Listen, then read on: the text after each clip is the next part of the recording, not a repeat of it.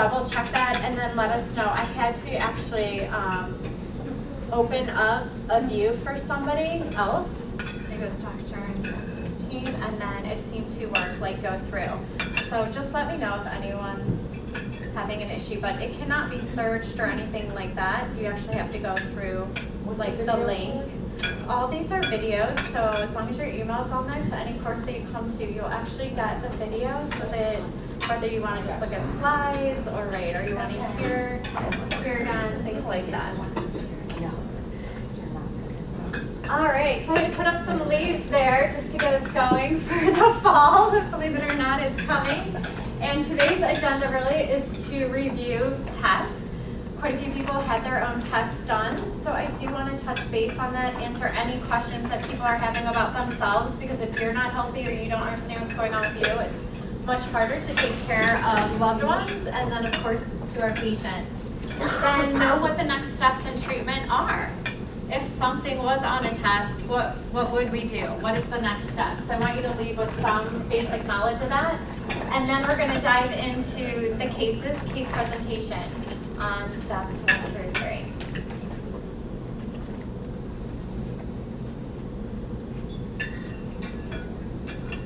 So this is a repeat, and I'm actually I want you guys to just kind of tell me, I want you to interact tonight a little bit on the oral systemic piece, because it allows us to know where people are, what you're thinking, and how much you're integrating, and just your mindset, and that's okay. But who would like to just explain why oral systemic? Like, you can read what's up there, you can just tell me what's on your mind. How do you make the connection? How would you explain that to somebody else? Does anybody explain it right now, or feel like they explain it?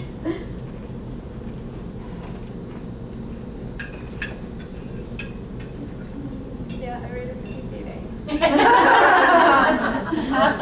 We'll make Alex explain it. He's probably heard it in my Go ahead, Dr. Well, I mean, patients come in and it seems like so many of them are medically compromised in some way. Maybe it's my population, maybe you tend to have a little bit older population. But just classically, heart problems, diabetes, dementia, immunosuppressed or fibromyalgia. I mean, just every day we're just inundated with that. And then we're seeing people take their dental health a little bit too lightly.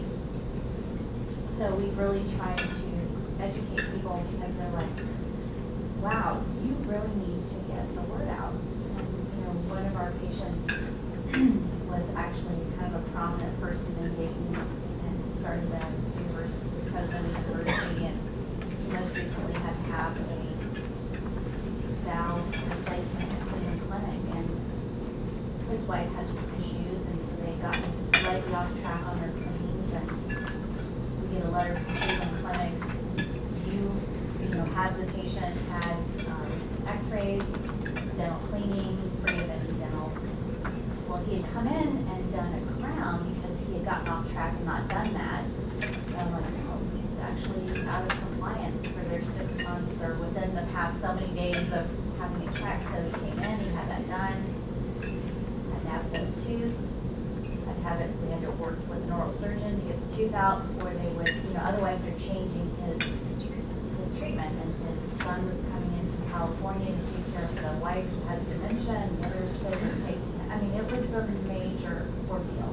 And all these people worked together, but Cleveland Clinic was on it, medically. And he came in recently now, 3 months out, and had his teeth checked, and was like, I need to get the word out. I had no idea that this was such a big deal. And, and I'm like, we're trying to educate the course that it's not just a cleaning, but, so for us, it's been kind of like every patient we see seems like needs to fall into that category. And I just want to highlight you because you did go to AOSH with us. You Yes. sat one day at the same table at the American Academy for Oral Systemic Health. So did Daniel's wife, Dr. Gray. She attended as well.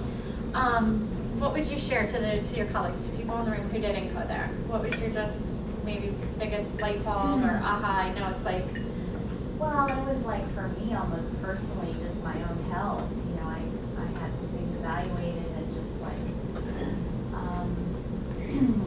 the diet that we have. I sat here and ate sugar and bacon. Okay. But just the effect that all these things have on the inflammation in your body and how that ties into your, you know, periodontal health and how that, you know, it's just kind of a sign of what's going on with the rest of your body. I felt like very, like I couldn't get enough information. I've ordered books and I'm trying to read all these things, and then we get hit with, I was talking to him about 1157 today. We're all dealing with this Medicare issue that we have to somehow do something with. And, you know, there's so many things that as a dentist, you know, we have to wear so many hats. It's hard for us to be educated on the clinical side when we deal with so many other things that get in our way. But, you know, I think for me it was very empowering. Like I wanted to take care of myself and educate my patients on how to take care of themselves better. great. That's a great start. And that's really what I try to sum down why oral is systemic. You can read through that. The one word I want you to think about is just inflammation, the inflammatory burden. It's really an inflammatory cascade. It's like lighting a fire. Once that fire is lit, it starts to burn, and our job is really to squelch down that inflammation, because we deal with periodontal disease, we're dealing with endodontic abscesses, and that is inflammation. If we allow that chronic inflammation, then we're just feeding, how you think of a fire. You're just feeding that fire, and at some point, that bacterial burden, that fire of inflammation, our body can only deal with so much. And then the whole cascade starts to happen. And that's really what Celsus 1 was about last time, is that when you do your Celsus 1 and you find out your genetics, if you're low risk or high risk, right, if you start a fire in me and I put my own up there, I am high risk, my second defense is high risk. So if I can squelch a fire, I get a cold and I deal with it, I'm great. But if that, I cannot deal with it when my secondary responders go out to attack, they are going to over-exaggerate. It's a full-blown now cascade. So if I have any weakness and can't deal with it, I'm going to have all these triggers going on.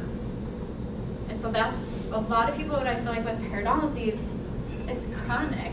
We don't just wake up and have periodontal disease. It's just like we don't just wake up and have a heart attack. That's what people believe. But that chronic inflammatory cascade has been existing for years. It has been taking place.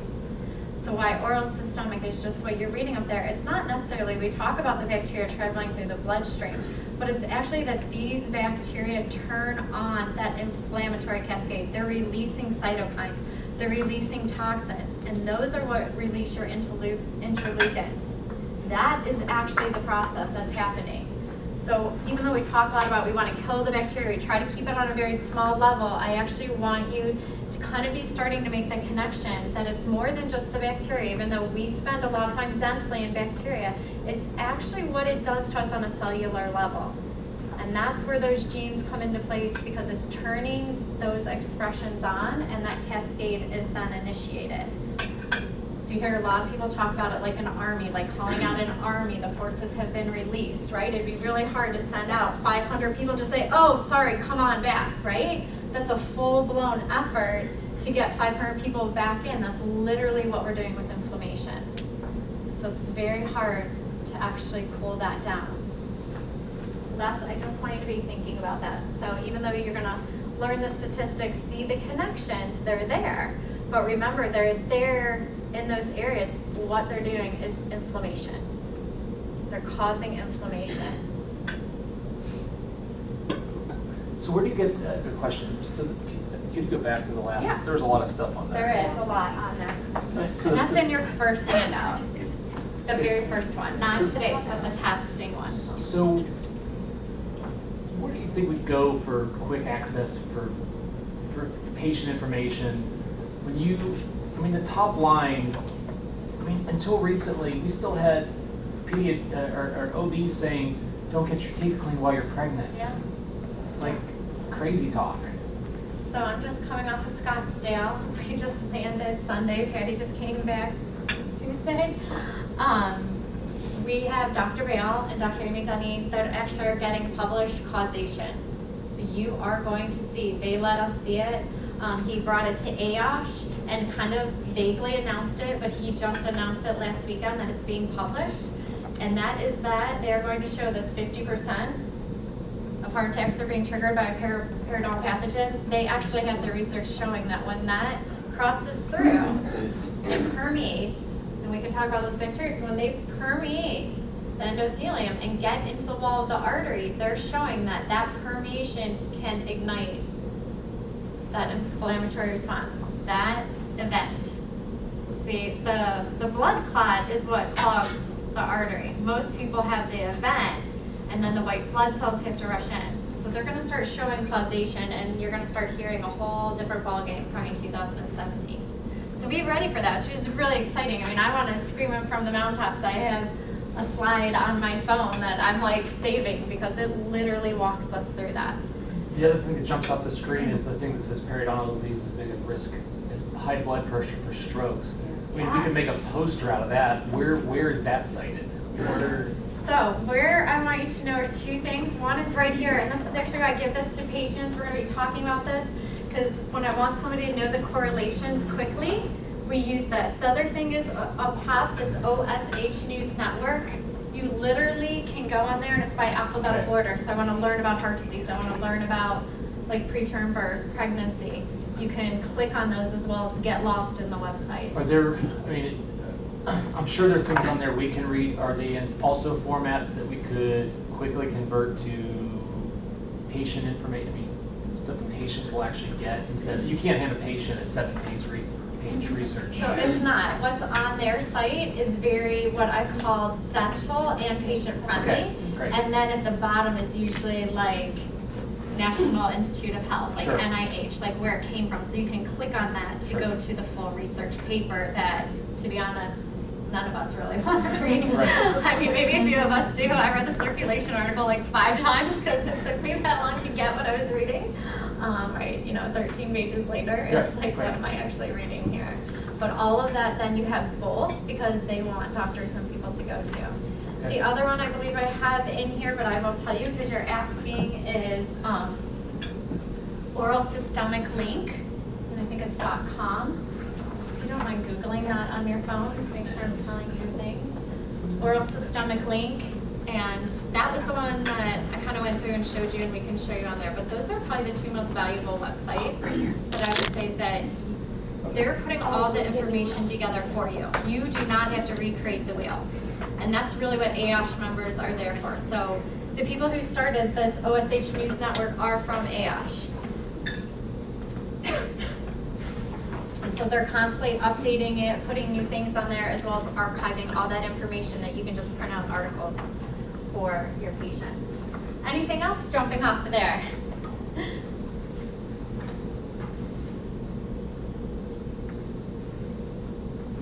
How about PG?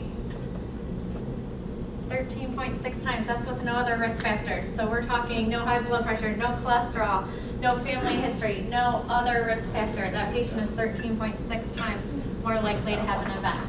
So then you have to magnitude that for anything else put on that list.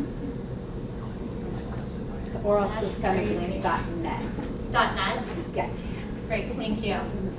Oralsystemiclink.net.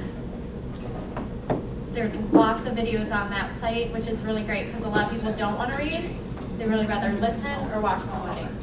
Now, we do have practices that will save that. If you have the ability to put a monitor in front of your patient, just save that website and you can pop that up and just play a short video for your patients because we know that patients really are not hearing us a lot of times when we're speaking, but they will listen to a video, watch a video, which I'm going to probably retain a lot more from that if it's there quickly. You can be doing notes or what have you while the computer and the video catches your patient for you. All right, so we're going to talk about our roles. Our roles, whether you're the dentist, the hygienist, assistant, EPTA, is number 1, we're here to do what? What are we screening? We're here to screen. We're here to screen for infection, and really then your second line is you're screening for inflammation. You're managing that case. That's why you're going to keep getting more and more tools and learning how to put them together, because it really is true management. What Dr. Nance is talking about is that it's a team. She had Cleveland Clinic, she had other doctors. Who's going to take care of that? And I'm going to pick on my doctors. I only have 2 in the room. Who's actually really going to do it? Probably the hygienist. That's who does it. Why? Because I'm going to print out their prayer chart. I'm going to put everything together. I'm going to stick it in a folder. Or I'm going to have lovely front desk girls that are going to do that for us. And we create these packets so that they have all their information. But you're really managing that case, making sure we get the dental clearance, making sure that we have that correspondence, and our doctors following up. The third aspect is we physically can reduce the risk. We know that. Just through periodontal treatment, we can actually reduce a patient's risk, and we can start to cool down that inflammation, so start to reduce that cascade. And that's probably the most important piece. So anybody have their test? They do. They do. All right, so pull out if you have your test. You can look at your personal test, or if you remember what's on your test, I really want you to feel like you could speak to your own test. So we're just going to look at this test. We want to know the quality of bacteria and the quantity. Believe it or not, some people have no registerable bacteria. That's me.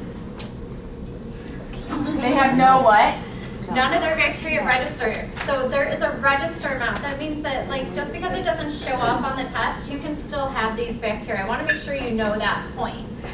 It's only showing up on the test because that's where their measurement starts. And then where the measurement goes, you see the black line. That's what they call that over threshold load, where somebody's body cannot handle that any longer. If you have what we call full-blown Bacteria shaming.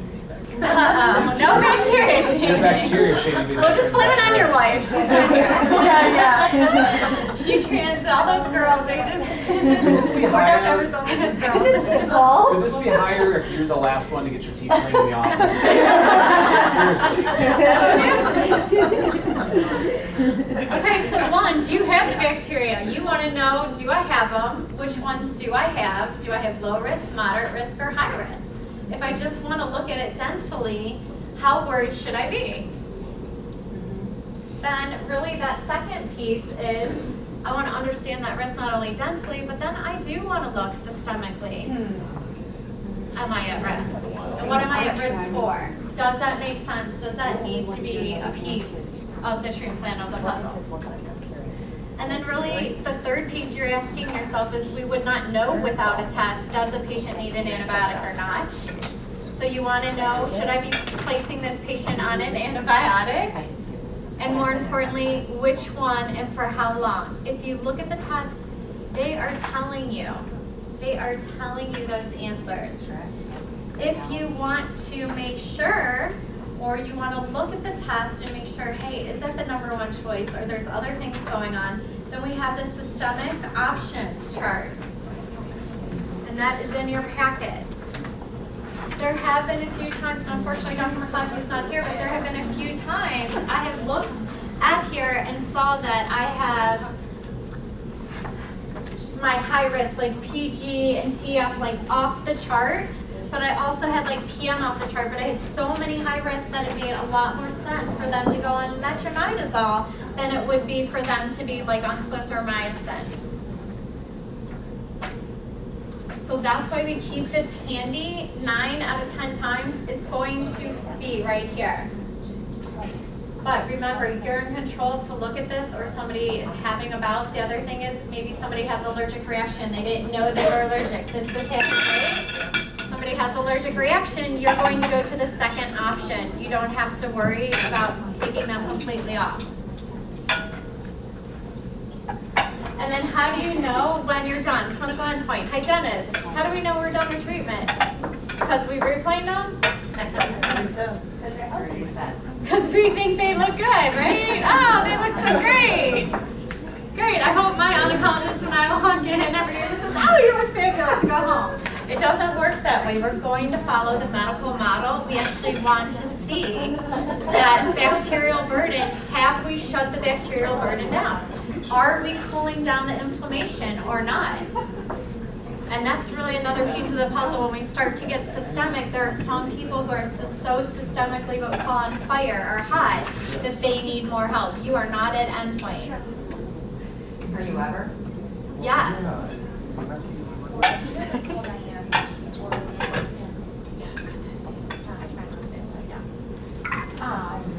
Dog training. Oh, that's all. Actually, do you remember No wonder. Patty Sprouse, Chris Dodger, Sally? She had nothing. Did you guys see her post-test? No. Oh. Who had nothing? So we just treated a patient. They know the patient says, so I'm bringing it up. I didn't know who saw the post-test. So we treated a patient. She has cancer. She came to us for her treatment, sent to us. They wanted all her teeth out. We at first were trying to see if we could keep teeth. It's actually a good friend of Patty's. So of course, usually by the time we see these people, it's pretty, we're like, too late. I mean, unfortunately, literally decay around every single crown. She's been rehabbed like 3 times. We did save lower teeth, but we got her in lower partial, got her upper denture, and saliva tested her, and she's a case that we can bring. I would love them for my team to bring that because she's a great cancer example that we needed to shut that down. We needed to know that systemically she lit up the screen, and I just treated her husband on Tuesday because I have to treat him. Why? Because even though they're probably, what, 80 years old, I still said, do you drink? She at first said, that's none of your business. That's how she is. But then she wanted to tell me all the business, I didn't want to know. But the point is, whether they're sharing a fork, like, hey, taste this, it's really good, to drinking out of a cup, right? To, I hate to say it, but I've had people tell me they share toothbrushes, husband and wives. So, I mean, think about that direct interaction. So it can be intertwined on many levels, but her test, she lit up and she completely cleared, and that was our goal for her, to clear her out the first time. So it happens every day for clearing tests. Patty sees that coming in, so that's what we want to help you through. There is stages to that, but that's what we want to help you through with your cases and work through them. So that's really letting you know, hey, do I need to send this person for surgery? Do I need to be doing something else to get to my clinical endpoint? And then where is the best clinical endpoint as far as everything about it? What do you consider a clear endpoint? When everything is zeroed out or when it's just all blown? So either or. So like this person's really lighting up the screen. So if we even drop them down, I'm going to tell you, after coming back from the Balzoni method, they're telling us for heart attacks and strokes, the only clinical endpoint they will take is all high risk and FN cleared. So I took that home with me. That right, if I have a heart attack, stroke, high risk patient, cancer patient, I need to have all high risk completely off and FN. FN is the great enabler, as you see on the front page. It actually permeates all endothelium, epithelium, and that means it will allow cholesterol, bacteria, viruses. It's a transporter. Allow them to go into then these cell walls. Laura, what's above the black line? Yes, so that means that's the threshold. Okay. That basically, like in their mouth is how oral DNA, they don't really talk systemically, but that's the threshold amount, meaning past that amount, I say it's like full-blown fire. I mean, you're like in a 5-alarm fire.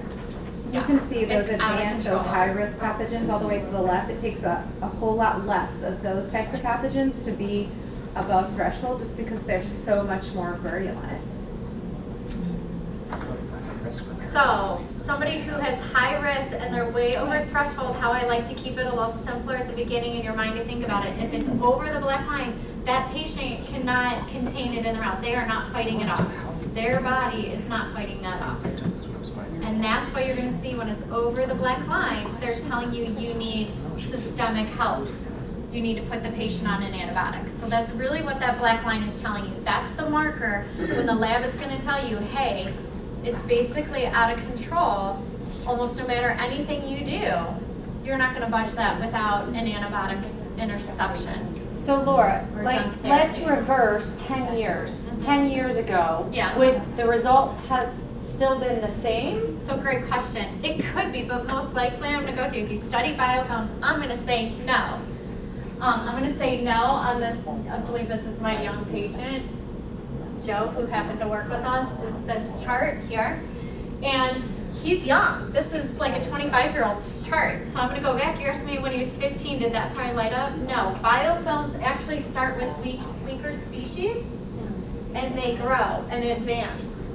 That's why sometimes it's hardest to get rid of that, and that's why oral DNA with their antibiotic will always target the high-risk species first. Okay. Because they have to shut them down. And then guess what will happen?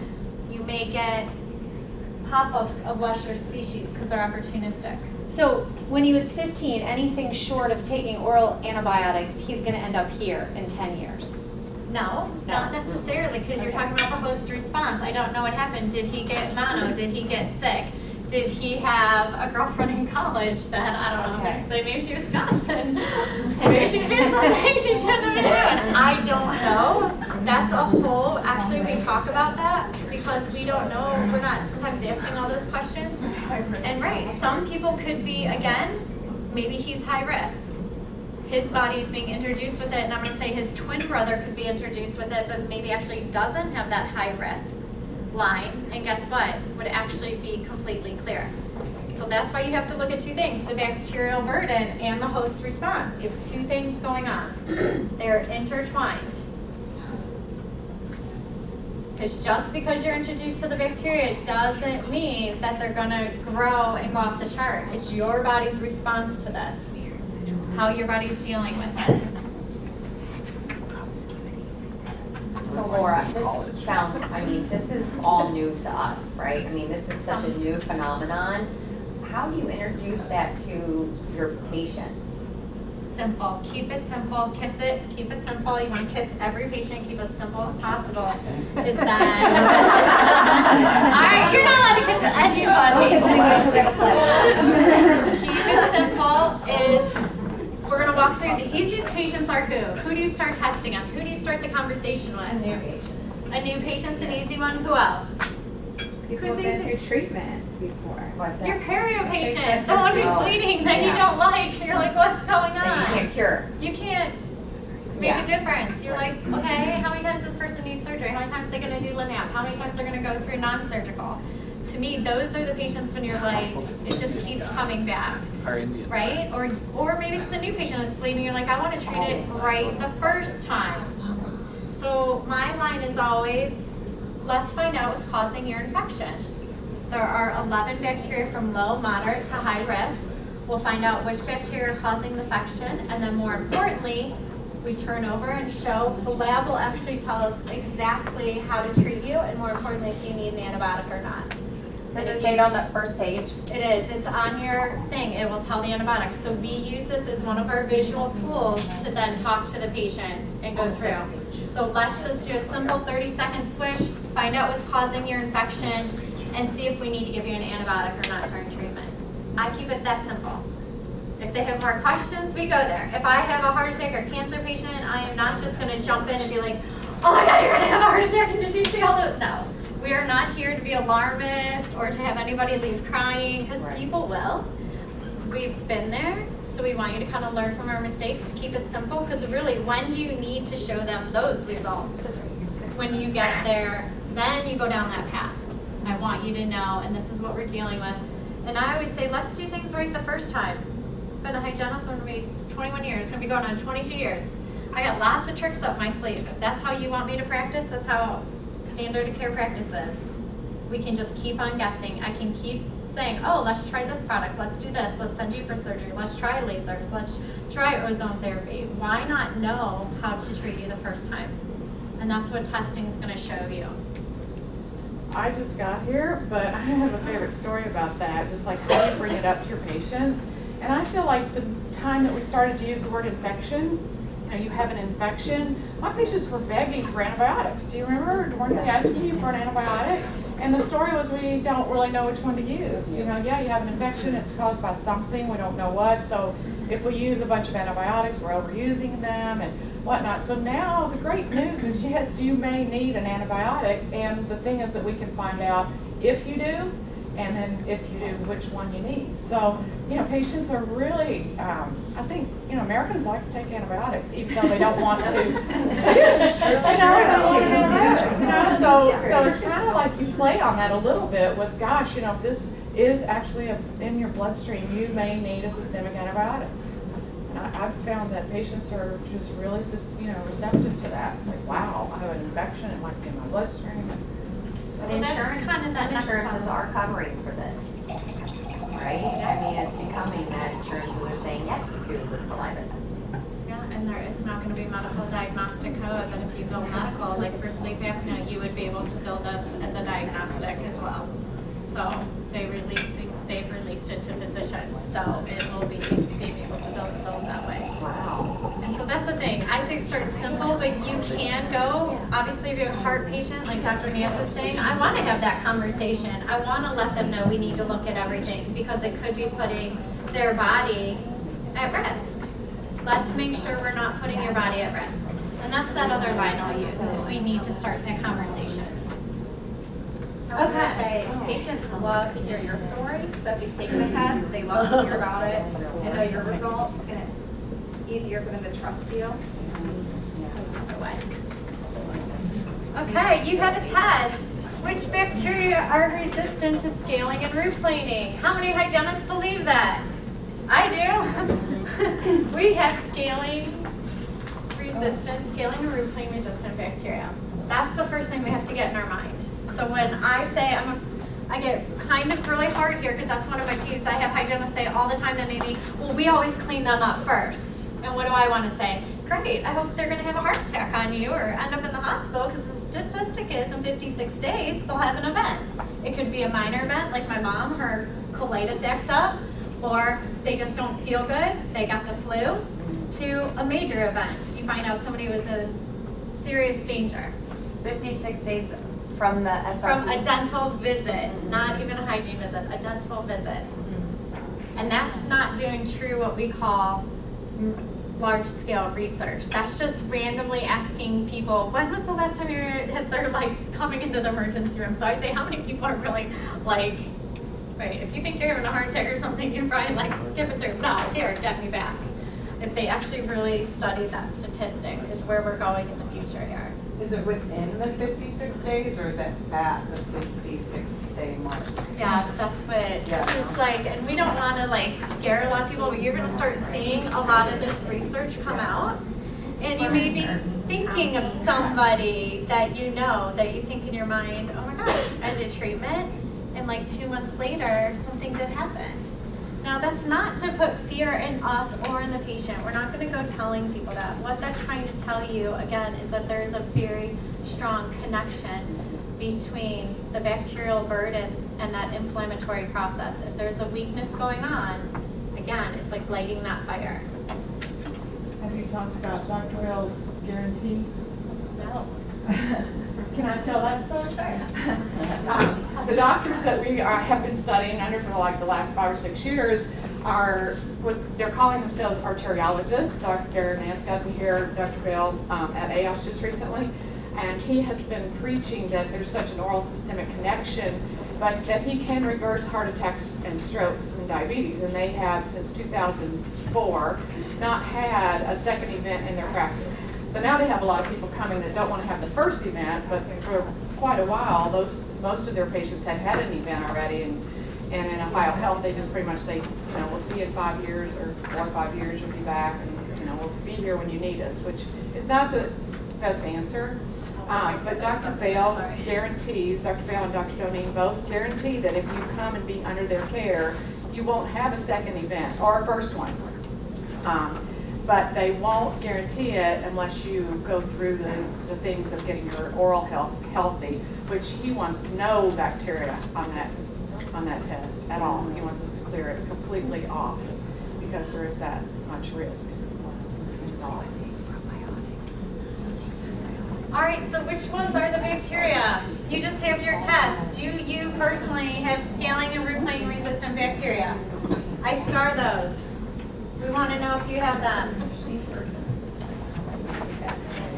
Because I'm going to ask you, if I just give you a prophy, am I really eliminating them? No. Because what are many of these are all in almost which category? Which category are you seeing here?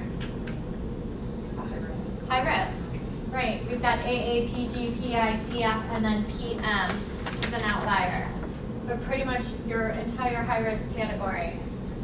So again, when somebody says to me, well, I'm just going to clean them up and see how they do, I say, great. And when it comes back in 6 months and in 9 months or 2 years, then you're right back, right? You slowly watch that come back. And I would guarantee you that what? If we tested them, they probably had high-risk bacteria present. Because they probably pull them down a little bit, they can't completely eliminate them. All right, so let's look dentally. I like to talk about treatment. I do want to highlight a couple studies. Don't want to overwhelm you with this, but if you read things, I want you to be educated and know what you're speaking to. So I'm going to say that again. I want you to be able to speak to studies and things that are out there. So this is actually results, clinical recommendations. It's coming from AAP. They sent this out. And basically they did a study and wanted to know which is the best practices. Is it LANAP? So actually down here, I know you can't see them. We have the Urban Laser, the YAG, that's the diode. This is all the way up to minocycline, doxycycline, chlorhexidine, SRP. You can probably read those better than me. SRP alone, SRP with adjunct therapies. And so they went through. There's 2 interesting facts. So they rated SRP alone by itself, and they rated SRP with peristat tied with it. And they rated using antibiotics, but I put up there non-targeted. Why? Why do I want you to know that? Why do I want you to look into the study? What does non-targeted mean? They didn't know the bacteria type. They didn't know the bacteria type, so they just blanketly put people on amoxicillin and then said that guess what? It doesn't work. So you have to know what you're reading, because we have plenty of studies to say when you do targeted therapy, meaning I test you, the N01, you personally, and I see your test, and your test needs this specific antibiotic, then that antibiotic therapy, targeted therapy, ranks very high. Okay, the lasers fall really down low here, which is unfortunate too, because you're going to find out lasers do work, but there's a key. Which bacteria do they work on? So you may hear your periodontists or people who buy their new LANAP and they're going to do LANAP surgery and they're all excited and spend all this money. And then again, I'm just my personality. Once you get to know me, I laugh when they say, I have hygienists who like work for periodontists and they'll say, well, sometimes it works and sometimes it really doesn't work. Patty and I were just in a practice. A LANAP patient came back. They had that yearly. They did their full mouth series. We had, what? Huge chunks of calculus. Honestly, it looked like, and that's one of the first LANAPs I've seen that aggressively not respond. And we have everything from in between. You're about to find out why tonight. I want you to know why. So let's look at that. Doxycycline. So I'm talking about peristat and Atrodox. Again, they rated the studies. They rated the strengths. This is all biased. This is just what they think what would be a good clinical outcome. And they put lasers expert review. They didn't even want to quantify it. So I think it's very interesting. That's what they're sending out to hygienists of how to know what treatment. I'm going to show you the other side. Doxycycline works on specific bacteria. We need to know which ones. We are going to do targeted therapy. So if you're going to use peristat or Atrodox in your practice, that's going to take care of FN, CS, AA, and EC. Great. If you don't have any of those and you put somebody on peristat, guess what? They might as well throw shit down the toilet. They might look a little better, their face may clear up after their rheumatoid arthritis. Gosh, my knees feel good. But guess what? You're still getting pocketing and bleeding. Well, good. I'm glad your knees feel better. Let's go on to the next thing. Right. Minocycline, so that you're arrested. It's actually on YouTube. You can go to YouTube and search for your arrested, and they will actually say in there only targets red zone bacteria. So your PG, your TF, and TD, they actually name them and put them on the screen. Now, unfortunately, many of us have never watched that, or even we might have seen it, but you know, they came in, they do a lunch and learn, and it's all about popping it in on everybody. So these girls can validate. I probably have done less arrested now over time, because my whole point is, I'll plan for it, I'll prepare the patient for the worst, but if they don't have red zone, why would I use it? Why would you use it? Have you ever, how many hygienists ever, no, I put that in there, but I swear to God, they came back and I'm like, oh no, I must have dropped it on the floor. I know I shot that in there, right? And one side looks good, and then you're looking at this other side, and you're like, I know I put it in that 6 millimeter pocket. They swallowed it, it's not my fault, right? Okay, you're laughing because we all have done that, right? And you see another patient that you're like, oh my God, it worked amazing. And then, right, what did this patient do? I know, they sabotaged me. They went home and flushed it out.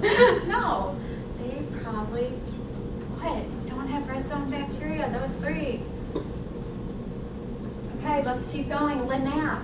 LANAP only targets, and I wish Amy was here tonight because I would love for her to validate this. Amy brought us a couple cases that they had done, and I'm going to validate. Guess what is not on their saliva test after he does LANAP? No purple and no red zone. Because guess what? I tell the patient, LANAP worked. LANAP did a great job. LANAP did what we needed it to do. It got rid of your high-risk bacteria. But guess where they're lit up? All the orange zone and all the green zone. And that's why we're still seeing destruction. Or we might still see bleeding, where their tissues don't look good. Kind of making sense as I'm walking through this? So let's keep going. What about xylitol? Xylitol's like my favorite new best friend. Why? It kills PG. PG changes a white blood cell from a destroyer to a carrier, so it's named and it transports a lot of things. So we want to shut down transportation. That's one of our jobs. Shut down inflammation, shut down permeability, and transportation. So great, strep mutans, that's your decay. So right, if my patient has PG, PI, and they're starting to cite AA because AA also has to do with decay. So great, if I see those, what can I do for a patient? You can shut down PG 100% with xylitol. Somebody just had PG, do I need to put them on an antibiotic? No, what am I gonna do? 6.5 grams of xylitol therapy. I'm gonna get them on gum, I'm gonna get them on rinse. I'm gonna get them on mints. I'm gonna get them on the program. All right, let's keep going. Probiotics. We have 2 kinds of probiotics. Avorapro is the first one, and you'll see this again. So AA, CR, PG, PI, TF, and our strep mutans. And then Periobalance is a 1 species, and you can see what it targets. The difference between the 2 is really number 1 that Dr. Bale talks about, and that's FN. If FN is present, it's named in pregnancies, colon cancer, heart attacks, and strokes. That's the one that permeates. We would like to choose then Periobalance. If they don't have FN, then we would choose another one. So, what about pH? Why do we want to know if somebody is acidic or not? What does it have to do with this list? Because this is a very specific list, and then you're seeing pH. Inflammation. Inflammation. So much worse. It makes it so much worse. Why? What's going on? What's occurring? What's the why? What do you think? What? It's growing. So right. Bacteria love sugar and acid. Okay, how many people think you can have strep mutans in AA and not get a cavity? I do, 100%. You can have them, and guess what? How could you not get a cavity? Don't have sugar. Don't have the acid. Don't have the acid. They can't eat into the tooth.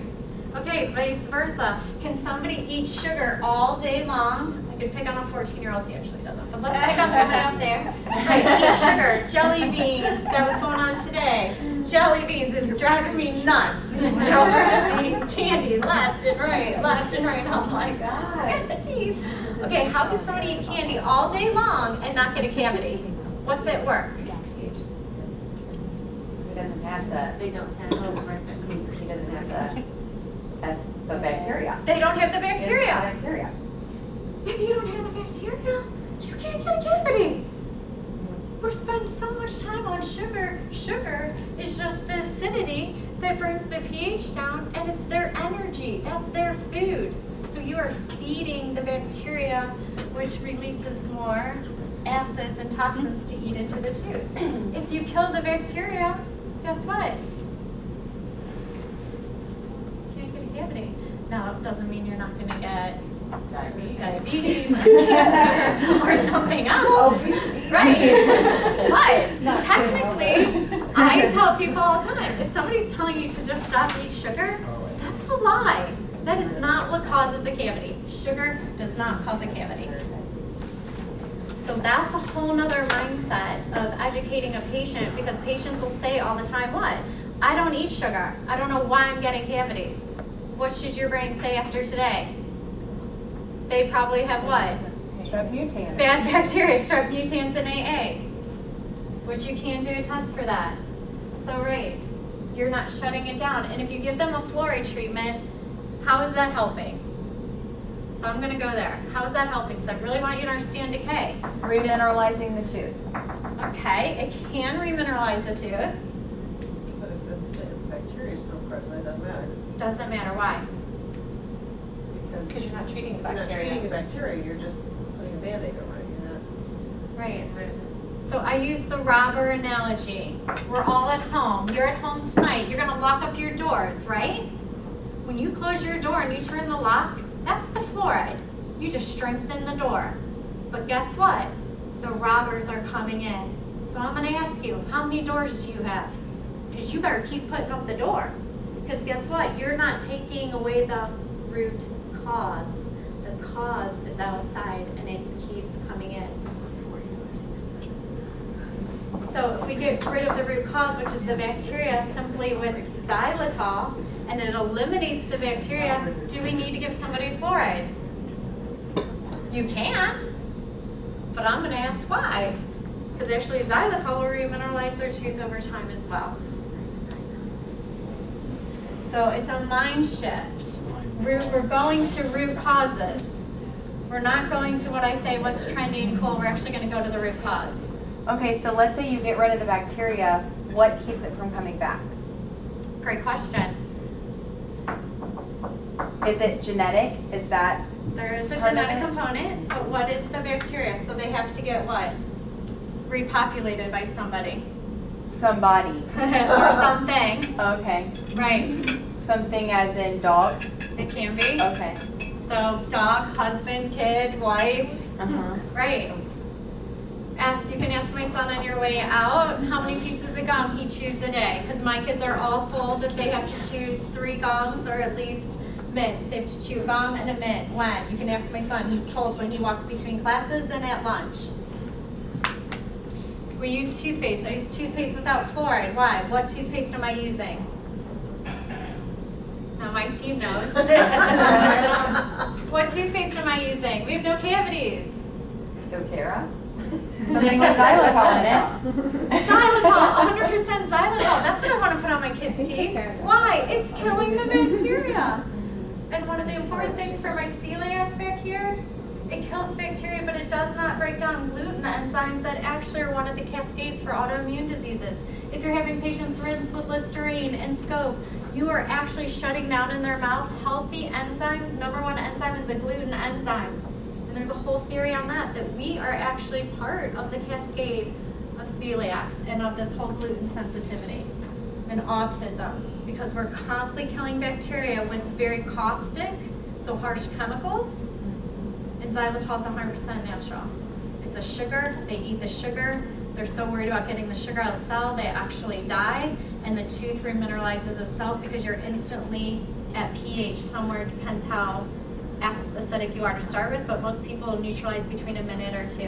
And we actually have that little pH test that you can go do on your way out. Julie will be at the table, and if you chew a little piece of xylitol and you put it right on, you'll see instantly most people, to say relatively healthy people, within 30 seconds to a minute will be completely neutralized in their mouth. So will my child then get a cavity? No.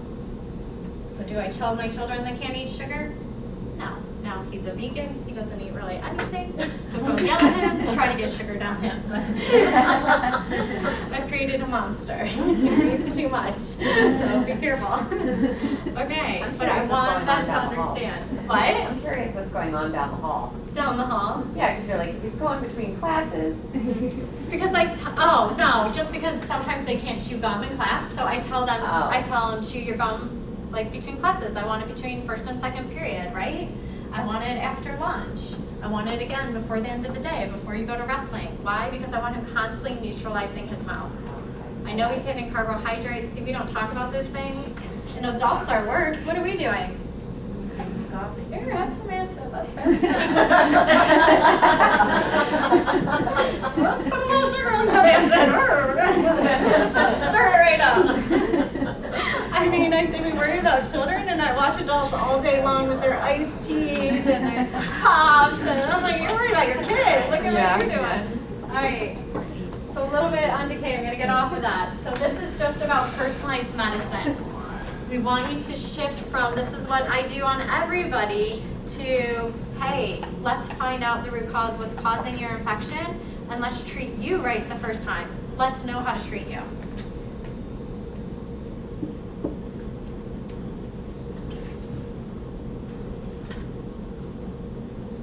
Any share, any awareness around that? How are you feeling? I just wanted to add to your response to Stacy about preventing that bacteria from repopulating. A lot of times I'll just tell my patients too, preventatively, a probiotic is always a great option. You know, if you're generating enough healthy bacteria by utilizing a probiotic, that bad bacteria has a much more difficult time growing in that environment because they don't want the same community. So if you continue to use a probiotic in your xylitol, if you do come into contact with someone who does have bad bacteria, it's not going to replicate because you just don't have the right environment for it. A daily probiotic? Yeah. But I don't think any probiotic about this. No, so actually we would want to look at that. Probiotic, yeah. And there's different probiotics we're talking about. There's Yeah, mouth I'm probiotics and talking intestinal about the probiotics. Yeah. And most patients, when you say probiotic, they're thinking, Yeah, I take a that's what I was probiotic. Yeah. So I'm going to show you that. All right, so xylitol. That's what I want you to get about xylitol. Anybody ever seen this? First day, the bacteria absorb the xylitol. After 1 week, 50% reduction in plaque. Do I want my patients on this? Yes. Why? Because somebody doesn't do a good job brushing their teeth. I already got 50% reduction. Okay, let's keep going. After 5 weeks, the bacteria are actually eliminated from the tooth surface. This is on Google Images, by the way. They have a whole spread. Print it out. Show your patients. Let's keep going. 3 months. Bacteria will be reduced on mouth tissues and tongue. Why do we care about that? Where do kids get strep throat, ear infections? Strep. They're strep strains. What's xylitol kill? Number 1. Strep mutans and strep strains. So there's tons of studies to support kids for X-Clear for their nose or even just doing xylitol, especially during the winter. These kids don't get strep throat. They don't get ear infections. Now, it has to take 3 months, so guess what? I can't just say to my kid, here, I think you're getting strep throat, chew a piece of gum. No, okay? No.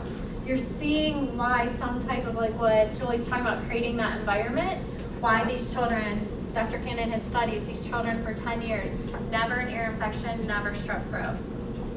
Is this a rinse? Yeah. What form does it come in? Any form. So we know that 6.5 grams is the best, that's what they're studying, right? But that's for somebody who has what? Rampant decay. That is not me, you, everybody else. If I give you 6 pieces of xylitol gum, every person in here, you will probably be in the bathroom in about 20 minutes. Most of us can't handle that. So you have to work your patients up to shut down decay. Just injecting the gum. Yes, because you're swallowing that. So that's why I like toothpaste and mouth rinses, because they're not digesting it. They're using it, spitting it out in the sink and done. So it's been topically applied. So it's been a touch. I have 2 touches there. Then if they do a gum or a mint, I'm at 4. And maybe another one, brush their teeth at night and do the rinse. I can be at 6 touches. and they're really not digesting that much as somebody who's going to chew 6 pieces of gum or mints. Because you'll hear a lot of the reps say that, oh, tell them to do, you know, mints throughout the day. Well, some people are not going to like that. Is there a good over-the-counter mints that you recommend, Laura?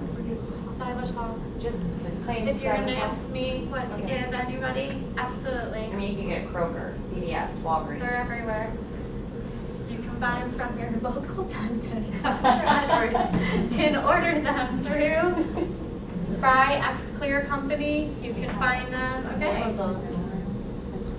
All right. What I want you to know is look what it does all the way after 2 years. So I posted my son's teeth. You guys can go back in my Facebook post. I posted when Alex got his braces off. Do you know what the #1 comment was? Guess what everybody wanted to know? If I whiten his teeth. Never whitened his teeth. Why are his teeth so much whiter than some of his friends? Never did fluoride treatments on him. Never whitened his teeth. I need to. It's the xylitol. So that's really important to know.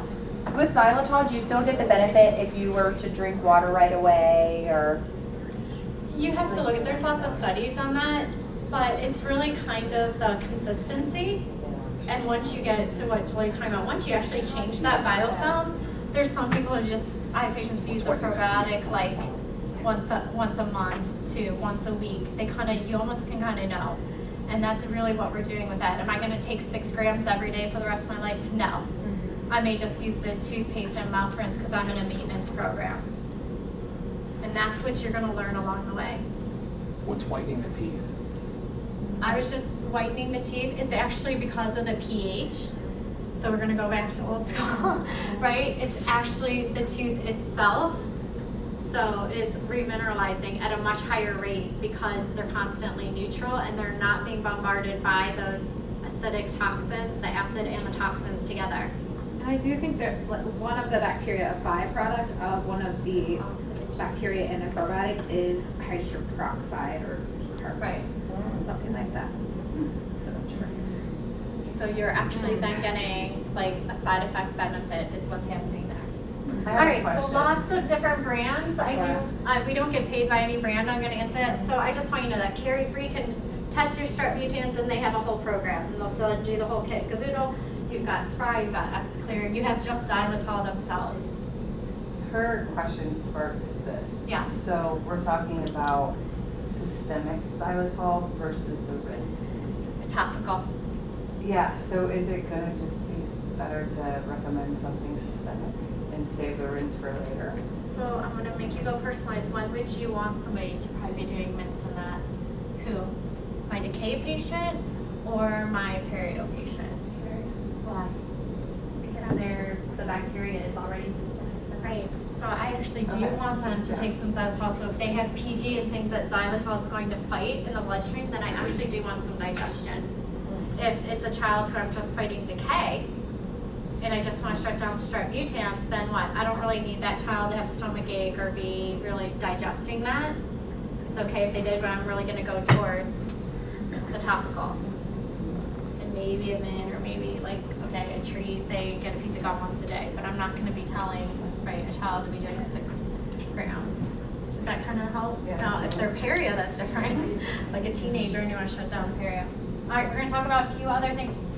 Pro is probably my favorite. It's probably the one we get the best results with, and that's only because if you look at the bacteria they target, those are very common bacteria, as you will see as you test over and over. The other thing is what Julie was talking about, does have some xylitol, and the side effect is whitening. We don't ever tell our patients that, but we do have patients like, I think my teeth are getting whiter, and that's over time. So again, the target, that's what we're looking at.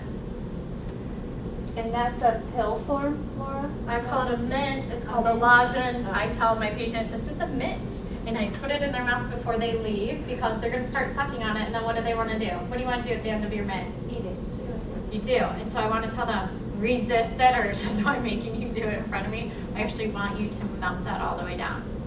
And I'll even tell them, like, hold it up against those deep areas. We are growing bacteria.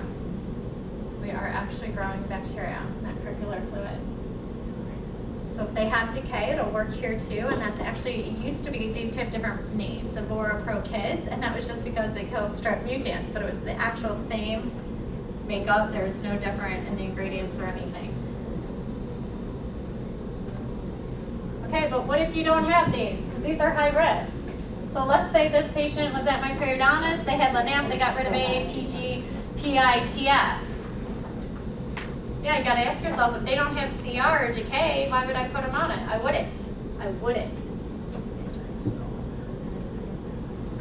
All right, periobalance. This is L-reuteri. This is actually really good for children, by the way. They have studies on autism on this. They have studies on gluten enzymes on this. And this, again, targets some of our high risk. The one to point out is it does target FN, and that's the hard one sometimes to shut down, and it's very safe for pregnancy because FN is the one we don't want somebody childbearing age to have or somebody who's trying to get pregnant. FN is the one that's named in the stillborn births up at Cleveland Clinic. And now she is actually studying Dr. Hahn. She's actually studying colon cancer and showing how permeable FN is. So I'm going to tell you, this is more of a maintenance product for somebody. And it just depends. It's a little less expensive. It's only one strand of a probiotic. So right, we usually want different strands. All right, this is brand new. I'm begging for this in my office. This is another reason why my dog requests. She's not here. She gets that pressure. She gets in the pressure cooker. This is called Prolaxin and Photosan. So the Photosan is a light. You put this blue gel underneath there and you light it, and it actually disinfects the pocket. Then you actually take the gel of Prolaxin and you squirt it along the tissues, and you are loading them up with probiotics, and they go home. And then you give them the mint, the Lagen, for them to continue on. So it's like a heavy hitter. You're going in there wiping clean. So some people do laser. It's kind of the same concept. That's how it was developed, except we don't need a laser. We need just this little blue light with the gel, and literally kills those bacteria, and then we're repopulating. So to know about biofilms, it's always about the community and the population. You're going to have bacteria. Do you want good bacteria or bad? We're going to grow good. We're just repopulating with good. What bacteria does the light kill? What does it target? I am not sure. So it's new. It's actually from Europe. It's from Germany, and I only know like one doctor who uses it. It's very interesting. But on here, like again, you can go to Google Images. It'll show you the bacteria, what they hit the heaviest that it is on there. That's the Prolaxin. I'm not really sure about Photosan, to be honest.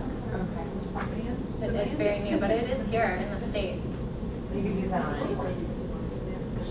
He is a pediatric dentist, and he uses on all his pedo children because it does actually shut down strep mutans as well. So he's doing that on a regular basis.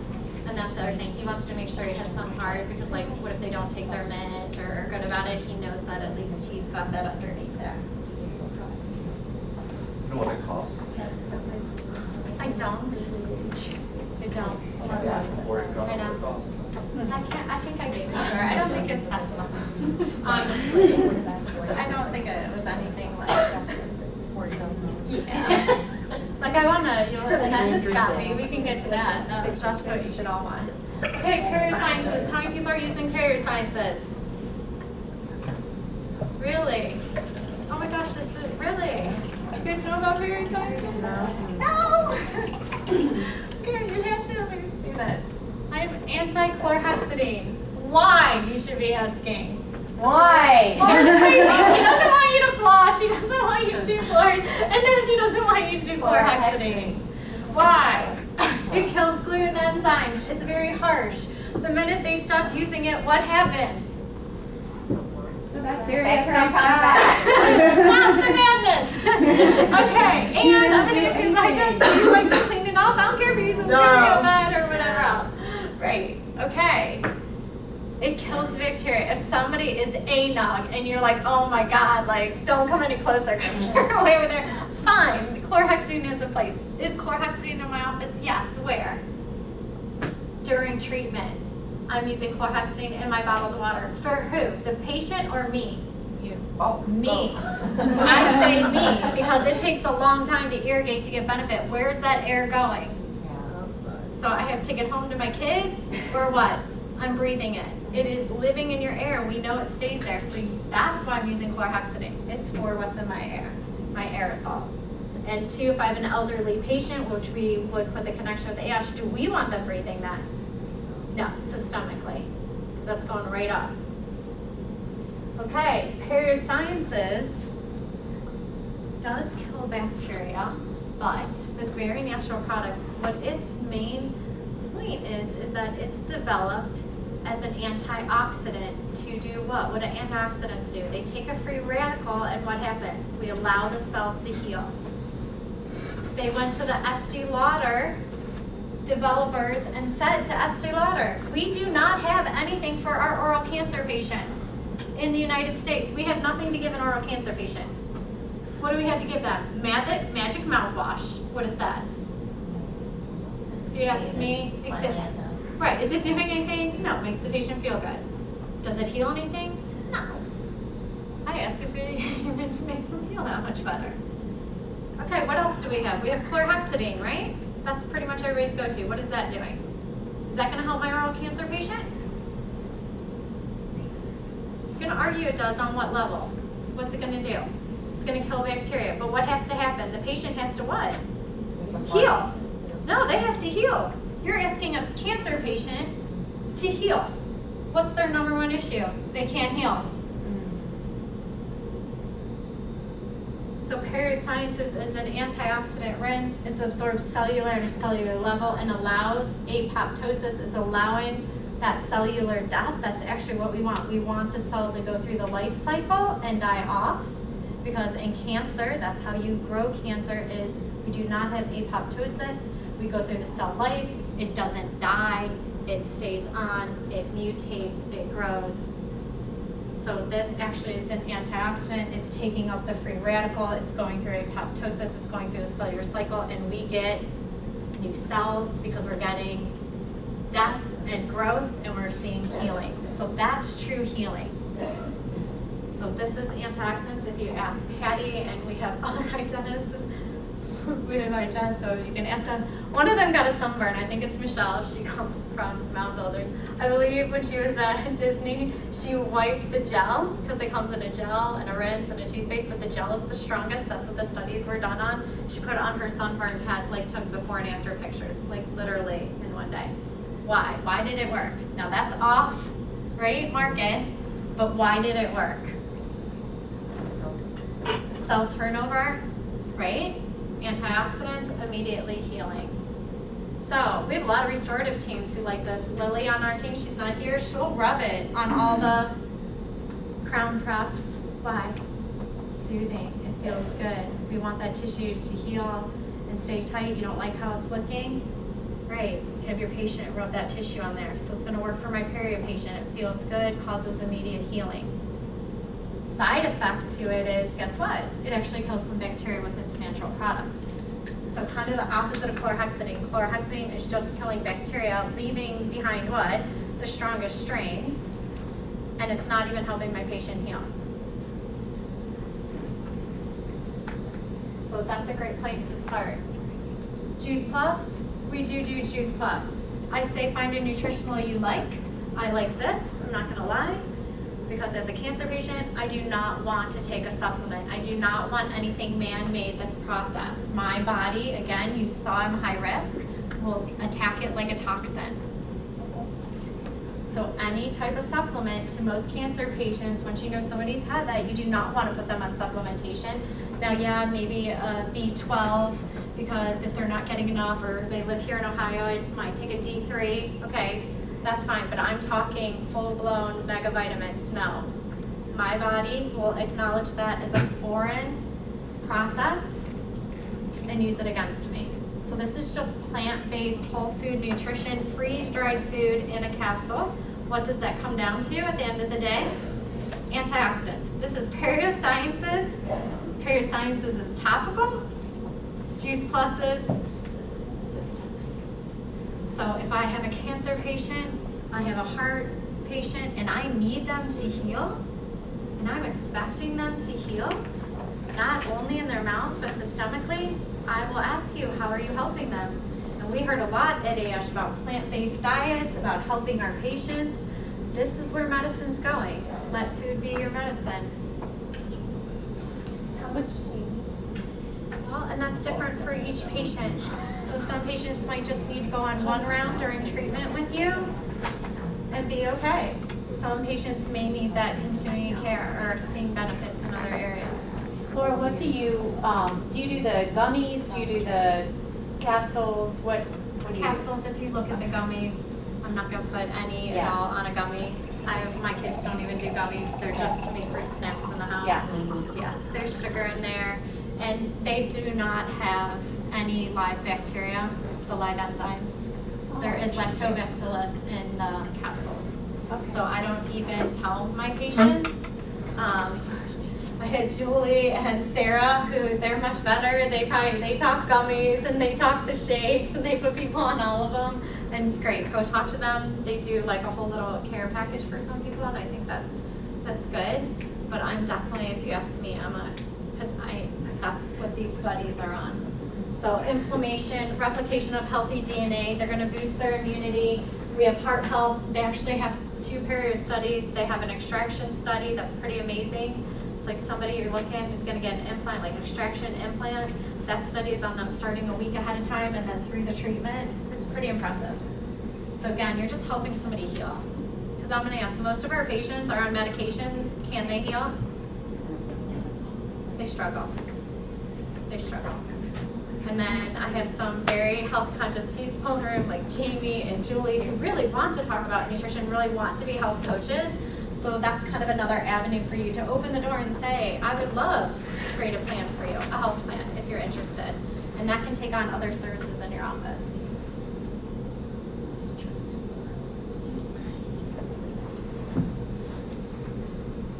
Okay, so we're not just cleaning teeth. We're going to sum this up.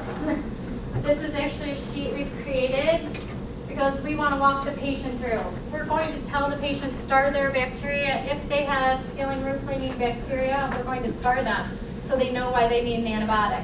Then we're going to go through and show them, do you need a probiotic and which one? If you need a probiotic, I'm going to star the bacteria you have. That's why you're going to be put on this probiotic. If they need perisciences, this is why we need you to heal.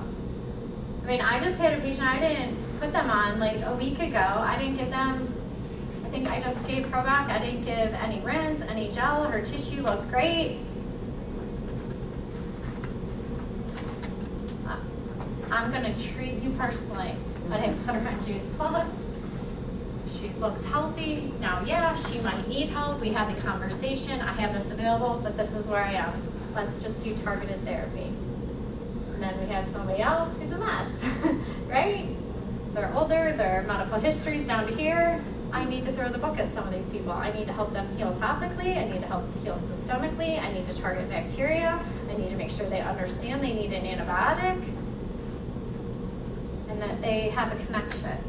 So you're gonna have something to everything. And then you can create sheets like this to give for home care and let the patient know kind of why.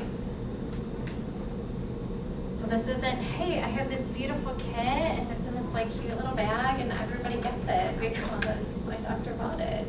No, I don't work that way. I don't work that way. You're gonna get what you need. We're gonna have the conversation and we're gonna create that value with you. So now you get to decide. That's a lot of dental, right? Because really we could just heavily speak to all that dentally. Just I want to get great results dentally. I'm just going to do targeted therapy based on bacteria. Well, what if you want to speak to systemic? We've opened the door by saying if they need help healing. As we heard from Dr. Nahans, it's kind of this entire cascade. It gets in their bloodstream. She's realizing, right, the impact it has on lots of health.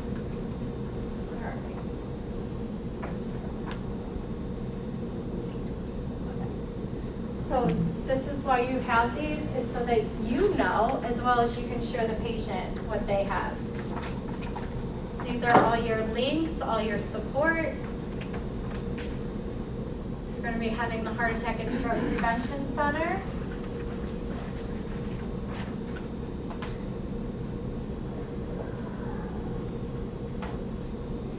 This is from Dr. Vale and Dr. Dunning. They've created this tree of root causes. That's what you're moving towards.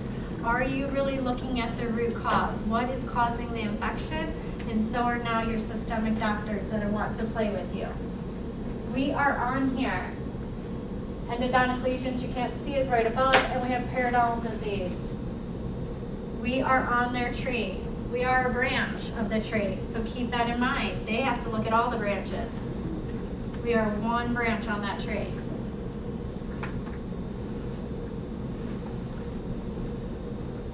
The CIMT, we talked about that. I just want to make sure anybody had questions. Why does this do with periodontal disease? Where are the bacteria going?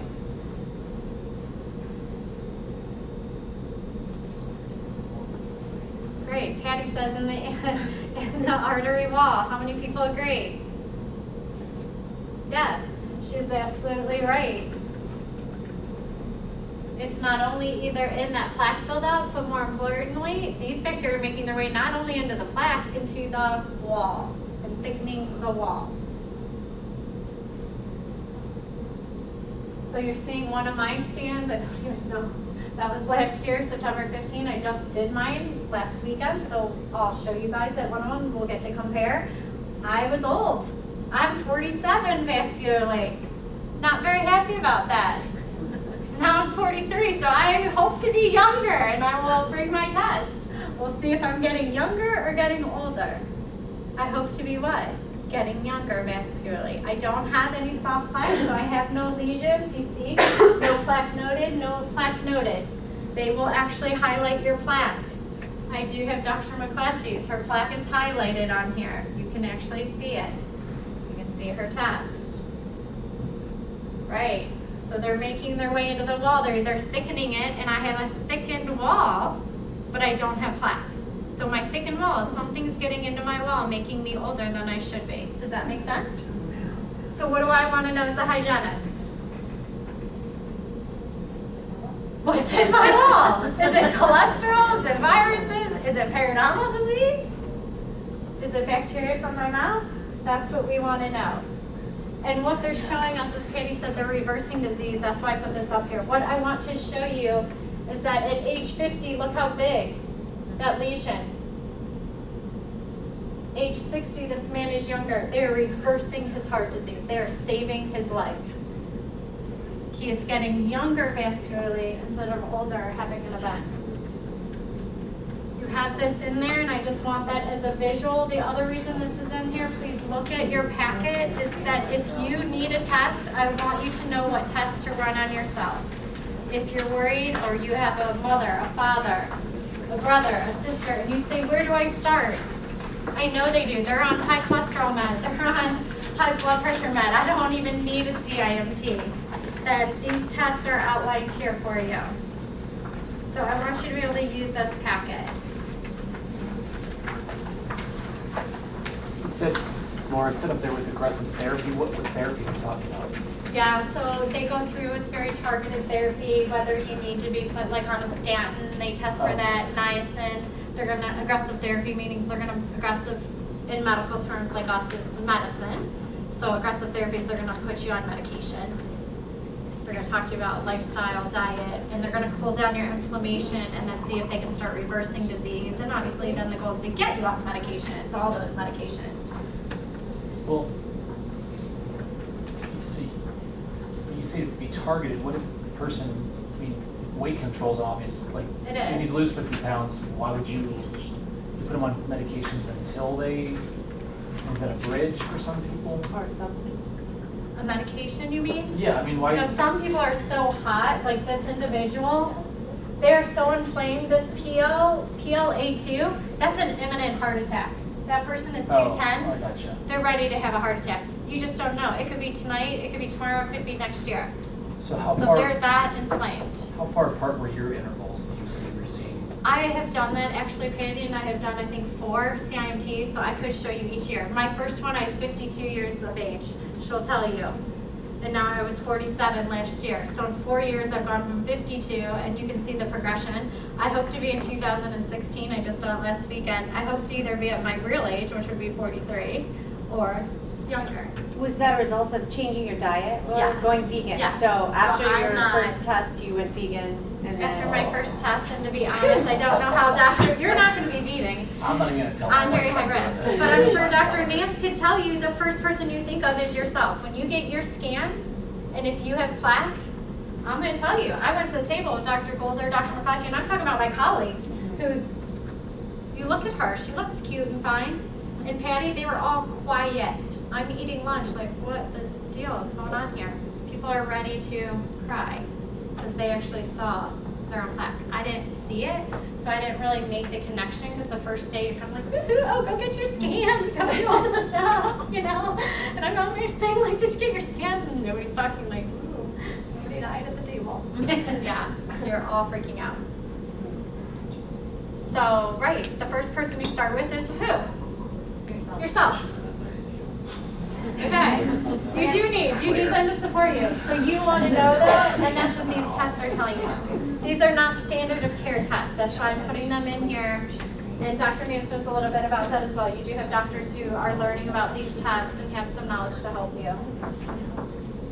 I put in your packet because if you said, oh my gosh, I'm so worried, like I did, I'm so worried about my dad. He had 70% blockage in his widowmaker, non-operable. I got on the phone with his cardiologist and ordered these tests.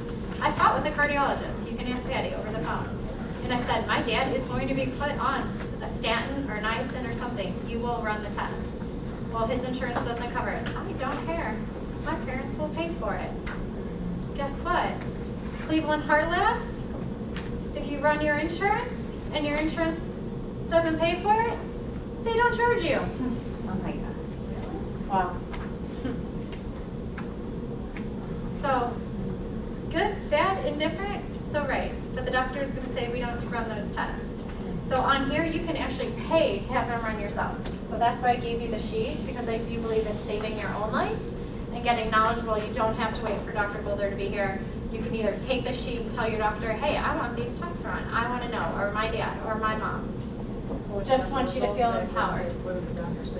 Well, he put him on a statin. Imagine that. My dad needed a statin. What? And he's diabetic. Imagine that, because I made him run an A1C. Well, you can look at my dad and say, okay, he's 75, overweight, and gets angry if he doesn't eat. So is this something where you could just go to your primary care physician and just say, I want an inflammatory test? Well, you can, and Julie and Patty can tell you their stories. I'm going to continue, but guess what? They both have great stories, because guess what they got confronted with? No, you don't need those tests. Yeah. No, there's no reason to run those tests on you. You're healthy women. Even with genetic predisposition, no. 'Cause Even it with the blood doesn't fall pressure of into like their 180 over parameters. 110? Huh. Yeah. I have an opposite story. You do? I have an opposite Well, good. story. I was at I'm your going to your CE, I was at your CE course 2 years ago maybe, and I had the scan. You guys literally had it there at Right, the CE we're course. gonna do that Well, the again. results came back and you guys were kind of like, it seems like the results maybe aren't coming back as normal, because it was like having everyone is like so much older and there was plaque on the arteries. And then so I followed up with my physician and I said, hey, look at this. Like, this is what this test, and she was very familiar with it. She knew the guy who ran the test, and she was like, okay, we're gonna go a little further on this and make sure that there's no plaque on your arteries, that you don't have buildup. And so I went to radiology, they did another scan, and she was like, you're good. But she totally supported it, she was amazing about it. So no questions asked even. I mean, she didn't even question like my health. She was just like, we need to make sure this is false. Like, this is a, false positive. Right. Yeah, So Dr. exactly. Nance, what is that saying to you? Because it's saying something to me. It's been cleared as through the FDA is the #1 way to know somebody is going to have an event. It is cleared by our FDA, yet we do not do it in standard of care practice. Some doctors will tell you it's not here in this country, so you're going to get from somebody who's actually reading the research. I would say that's a good doctor. Stick with her. She's reading. She's staying on top of it. She knows what's going on. To somebody else that we we've had Julie's experience of we don't do that in this country. What does the test entail exactly, Laura? Like, Just like you're pregnant, you get an ultrasound. It's non-invasive. Just It's not even expensive, that's the thing. No It's not radiation. expensive. I'm sorry, what's it called? it can be done in the CIM. office, or do you have to And we are going to have that here. We're going to have that here in 2017. So I will be telling you, but you can go get your own. Sometimes people do want to. Right, you were just kind of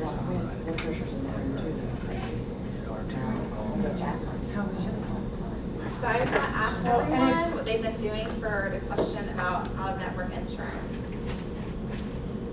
What's that? I'm sorry. We're an unrestricted provider for that insurance. Anyone else for the new patient calls or patient calls ask, do you accept my insurance? We accept all insurances, but there's always that but, you know? So how do you explain out-of-network? I don't. Okay, who does? Turns it over to the website. So anyone who was here last time, did you do a takeaway and change what you're saying? That's really what I want to know. Did anyone walk out here and say, we're not going to say that anymore? We're going to say something different? That's what I told him. Okay. Are they? Okay, what would you like them to say, whether they're saying it or not? We really want them to say. We just tell our patients we're not a preferred provider. We still process your insurance, and there may be a little bit of a difference, but the quality of care here is much better than where you go somewhere else. Okay, so has anyone started a program for that? Because that's what we talked about last time. What could be incentive programs for somebody who's out of network? Because guess what? You can tell me how great you are on the phone, but I haven't been there, I'm not coming. Because they all say that. So why else would I go? Anyone offering an in-house insurance program? We are. And you do? Okay, so it's very similar. What are you doing in office? It's an annual, we call it our membership plan. Great. And it's an annual, like you join annually, and it's $249 for an adult. And it's 2 cleanings, 2 trophies, 2 exams, any needed x-rays, and then a 25% discount on any needed dental work, excluding white.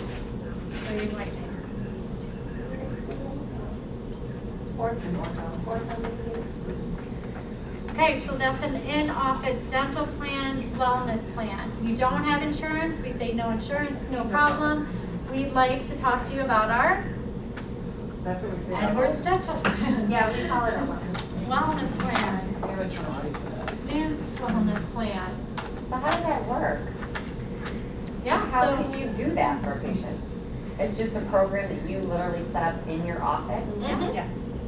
And they sign to it and they're going to pay you the $300. And they get that with the $300. And that's what you get.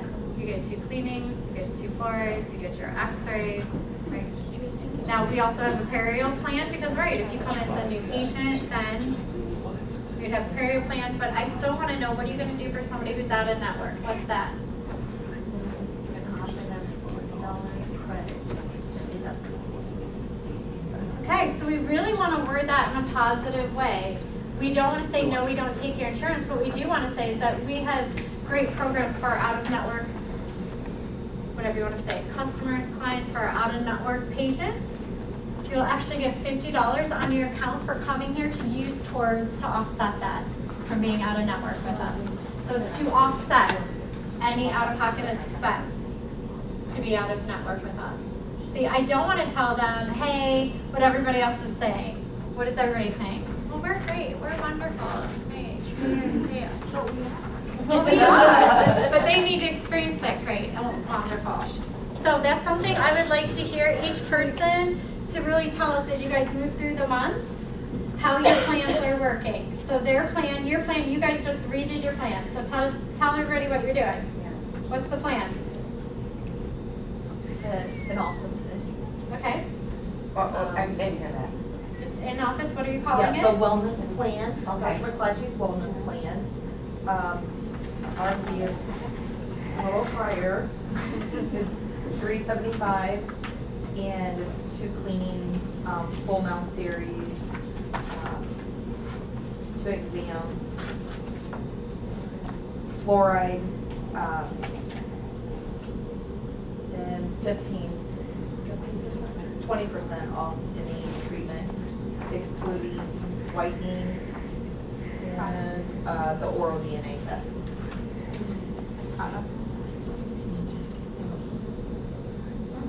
Okay, and then new patients and out-of-network get?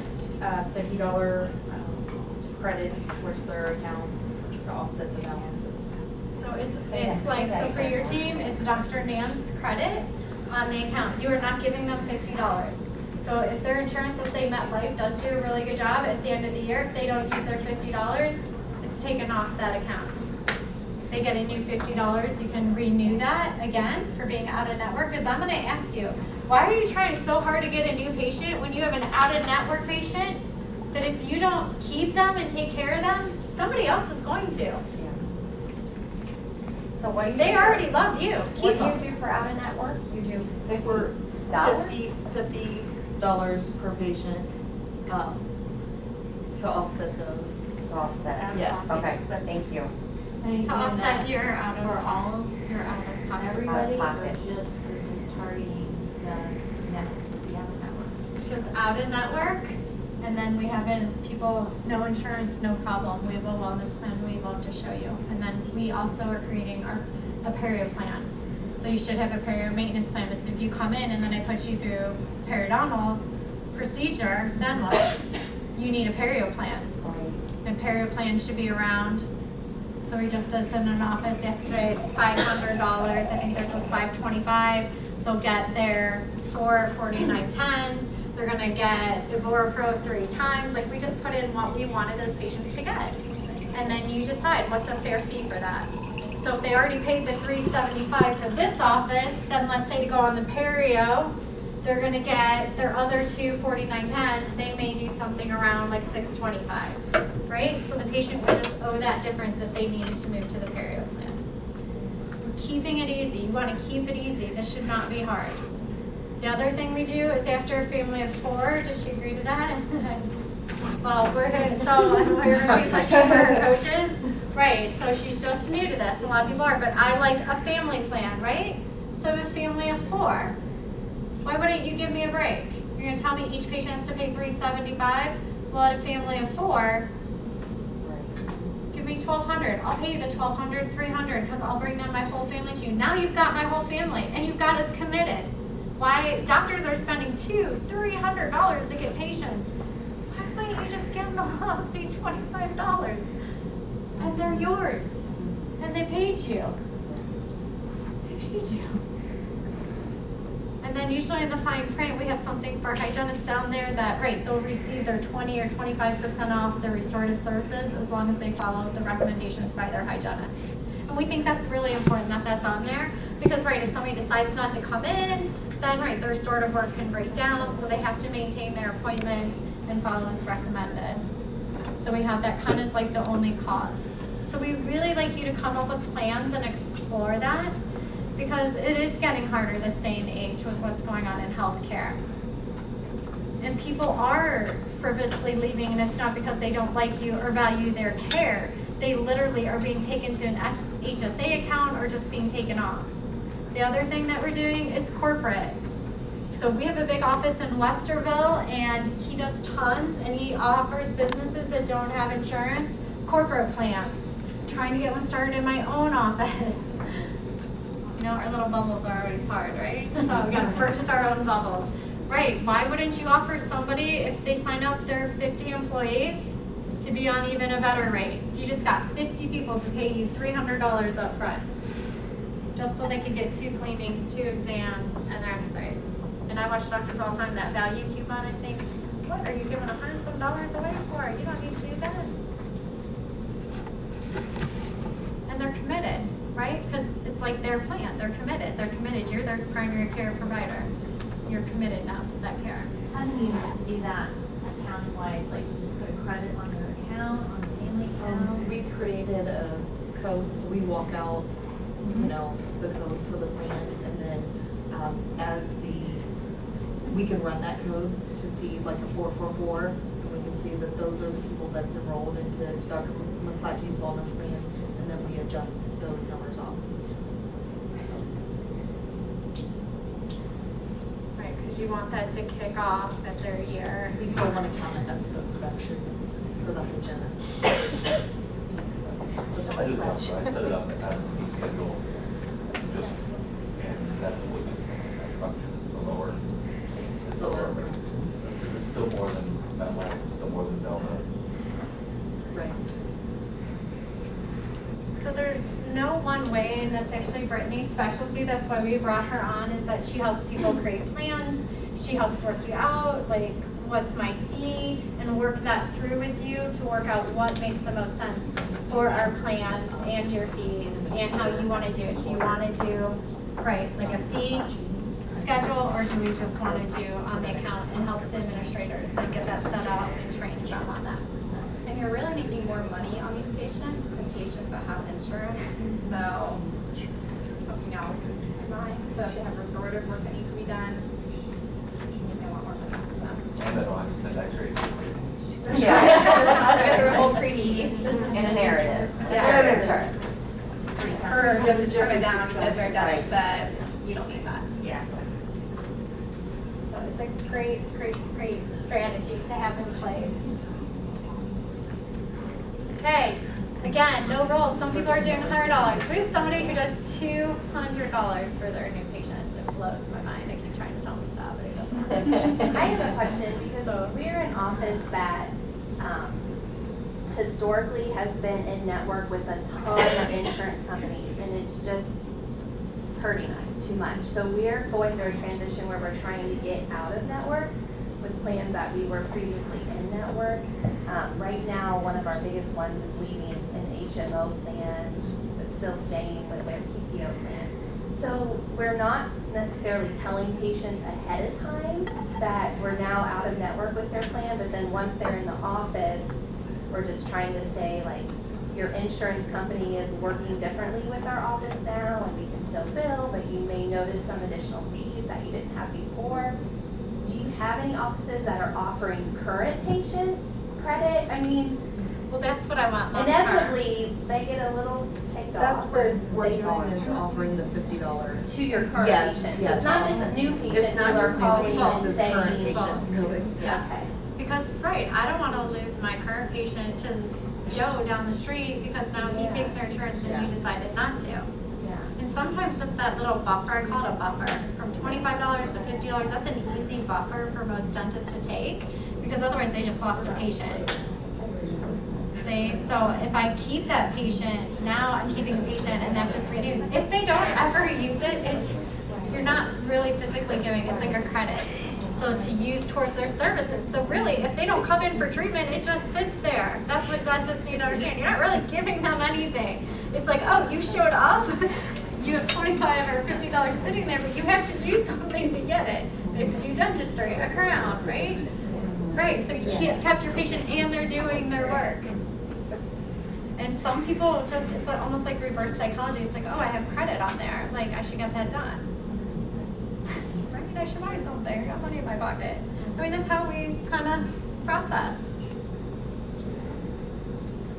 I just like to point out that credit is just for services and not for products.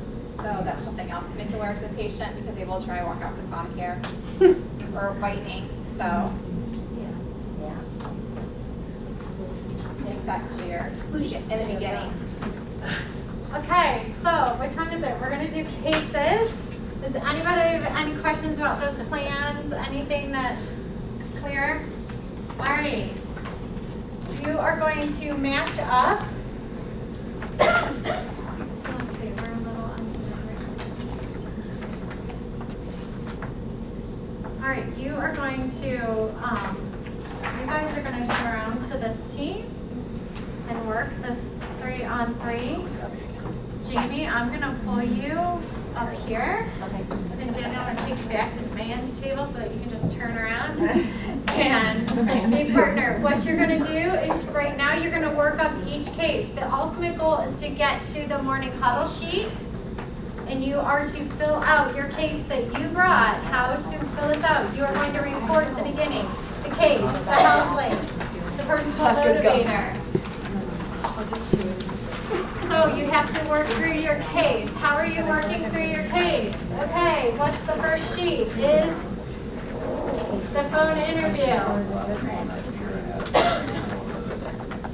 So if you don't know your phone interview, but now you do, you would fill this out. You have an example of your phone interview. Daniel was so gracious, he's allowing us to actually use his insurance sheet. Did anyone see how amazing it is? Can we all take a look at that? Because I'll say, do you want to give him credit? We've had lots of insurance forms. This is one of our favorites. So you're going to see Smile Works at the top. He's letting you use that. You can actually just put your logo right in there. And you can see how nicely he has this set up. That's what you get for being an IT guy. See what they can do? Okay, so this would be filled out prior. Then you're going to take that information from what the patient told you on Morning Huddle, from what insurance breakdown that they have. And what we really want to know is we're going to pretend, oh, you guys are so good, you have those done. We really want to know, what are you going to report on your case for Morning Huddle? So we want to know, what is their health link? If you have a perio chart, we're really looking, can you explain the case? Can you explain the health link? Can you tell us maybe what their motivator is? What I really want to hear is, what are you focusing on doing today? Are you taking x-rays? Are you doing a perio chart? And then out of that, we call the opportunity. What are you going to present to the patient? What opportunity? Whether it's therapy, saliva testing, crowns, can you look at this case and put that information together to be able to deliver to a doctor literally in about 30 seconds?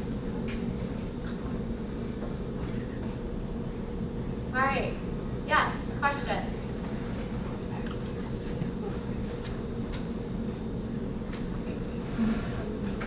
So you are doing the homework. This is so, Daniel, the reason why he's helping, this is homework. They have to do that. They have to come to Morning Huddle prepared. You're probably asking, when are these girls doing this?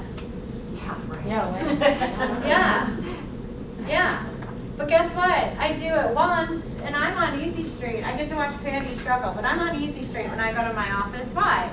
I've done it. Unless something changed, unless my patient had a heart attack, there's only two things that will change: my focus, what I'm doing today, and my opportunity. But my case is there. I know if it's an implant case. I know it's an overdenture case. I know if it's an endo case. I know what their health link is. I know what their long-term goal is. I don't have to go look at anybody's notes. I just can look at my memo. It's right here. Whatever your program is, you find a place to put that so it stays. Doesn't go with the appointment, it stays in the patient's chart. This thing? This beginning part. Then the focus and opportunity down here goes on the appointment. If you have EagleSoft, this is what we brought you. EagleSoft walks you straight through how to do it. Straight through how to do it. All right, so right now you're going to look at your case. You three are going to work together and build up your case. Your team's going to build your case. You're going to plug it in, and then you're going to do proof of practice. You're going to present your case to the other team when you're ready, and we're all going to see, and you will get to evaluate that. So the first proof of practice will be to the other teammates.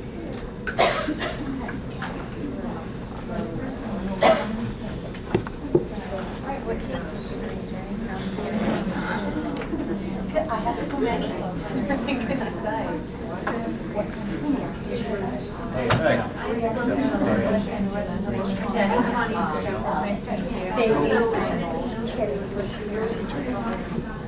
And Natalie.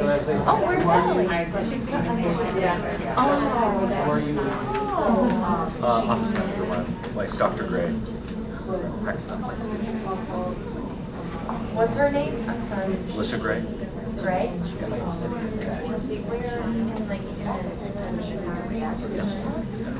Right across from the doctor. I've seen it. Oh, I But I was an IT guy. Eat donuts for like the first month. Okay. Yeah. I'd be there. Okay, so this is We'll have 30 hygiene patients scheduled in a day. How much time does your hygienist have in a regular? Because we have 15 minutes. So this would be expected to be done prior to the start of your day. Yeah. Very, very beginning of your day. And you're reporting to the doctor, like everyone To your team. coming together? Oh, everybody? Yeah. So the first part, it takes, it's hard to do all 30 patients for a while. Then after a while, we're starting to see patients now. We come back, we've already done this. You just do the FDU. Yeah, we do check the x-rays again from last time, refill it.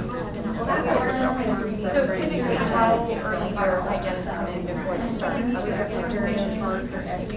Just the 15, 20 minutes for our level. They do this the day or the week or whatever before. Whenever that downtime, they start working on the next patients. So C is case, so what is that? No, are they just ordered with zero case, they done it. So in this case, They got it. well, I just printed out like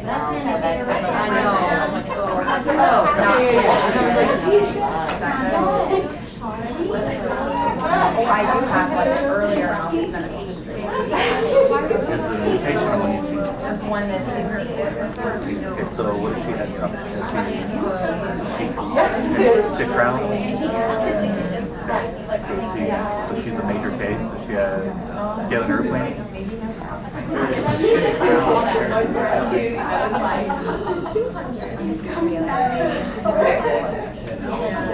So cases ortho, perio, and basic if she's had donuts.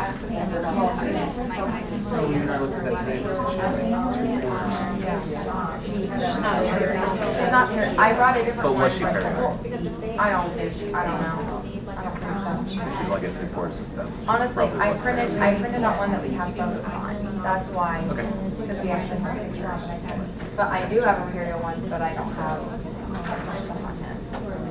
But we can do that. Personal motivator is, Do you want to do that one? It doesn't matter. It's just really just going down You through. keep one through Lori, we'll just go through the. Alright, so Lori's case is ortho. Yeah.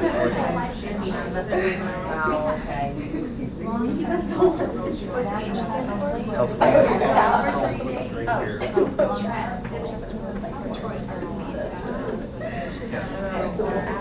So they had weight disorders, they had, Oh, okay.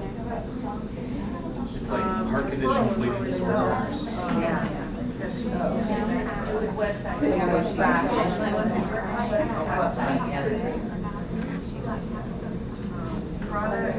And she's a smoker. But that says specifically.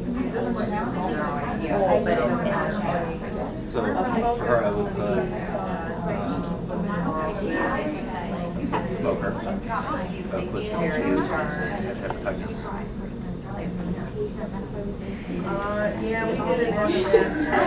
I put my bias on all my patients. I'm gonna say everybody who wants to keep their teeth. With carrier chart. That's probably the most important for her.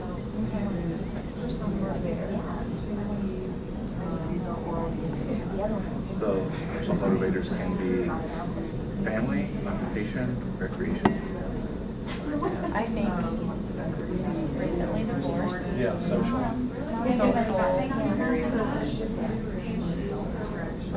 So recreation, so she wants to go out, she wants to go to the gym, that type of stuff.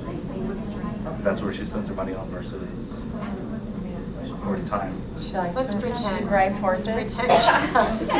Yeah. Maybe we can kind of like, I don't know anything. It's what she competing with time and money for. I don't think money is So then it's just time, time. Yeah. recreation. You're right there.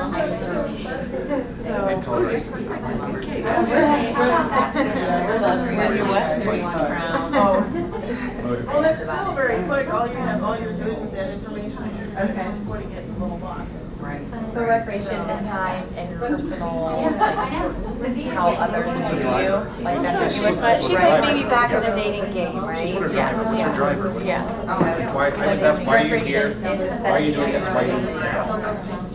In this, I would put aesthetics, because that is important. And long-term goal is probably also very similar. Right. Sounds like. Get herself a man. Is that typically the same? Well, I guess they have a lot of stuff.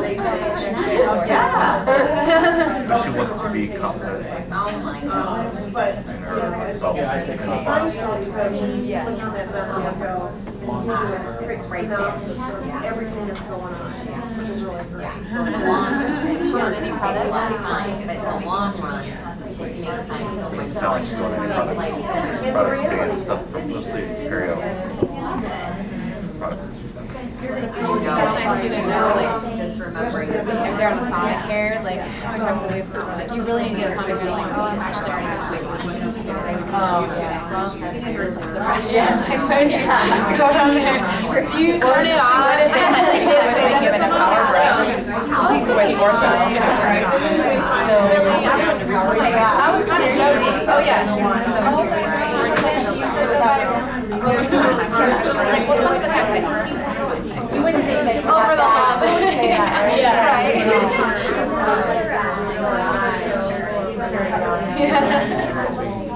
He gives all ortho patients a power to refresh, so she would have a.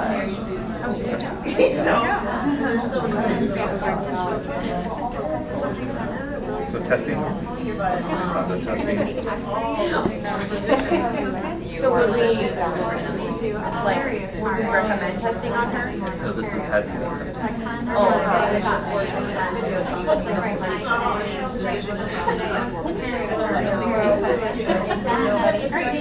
No, this is for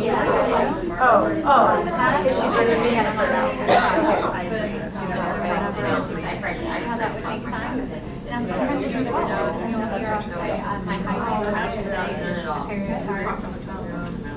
Okay, so the focus of the usually your focus is either restorative or reparative.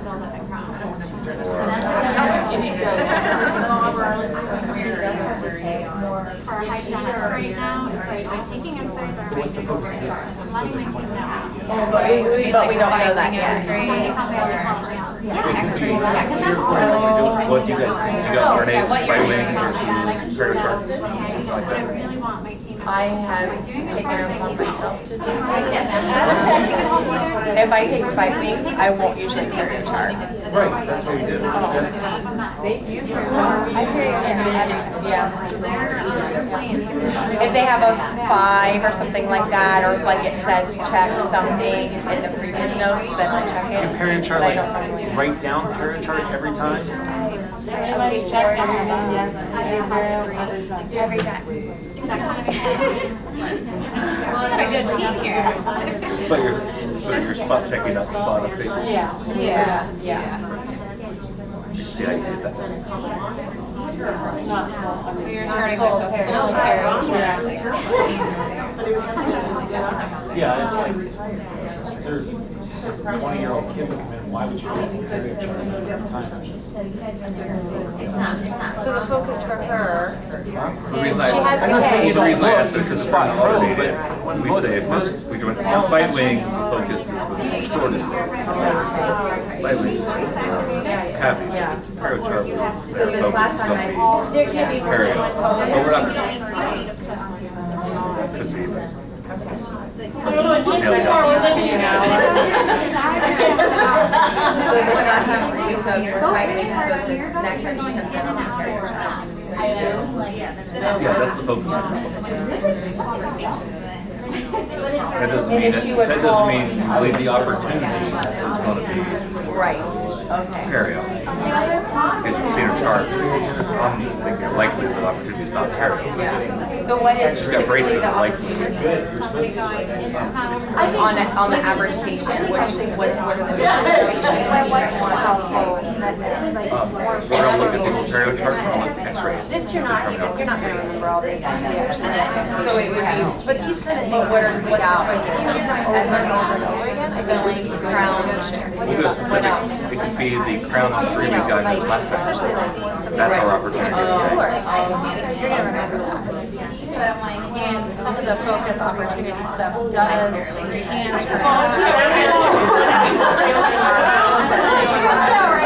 X-rays, like, oh, if they take a particular couple of years, okay, well, we've been talking about doing a DO on this tooth. It could now be an endo.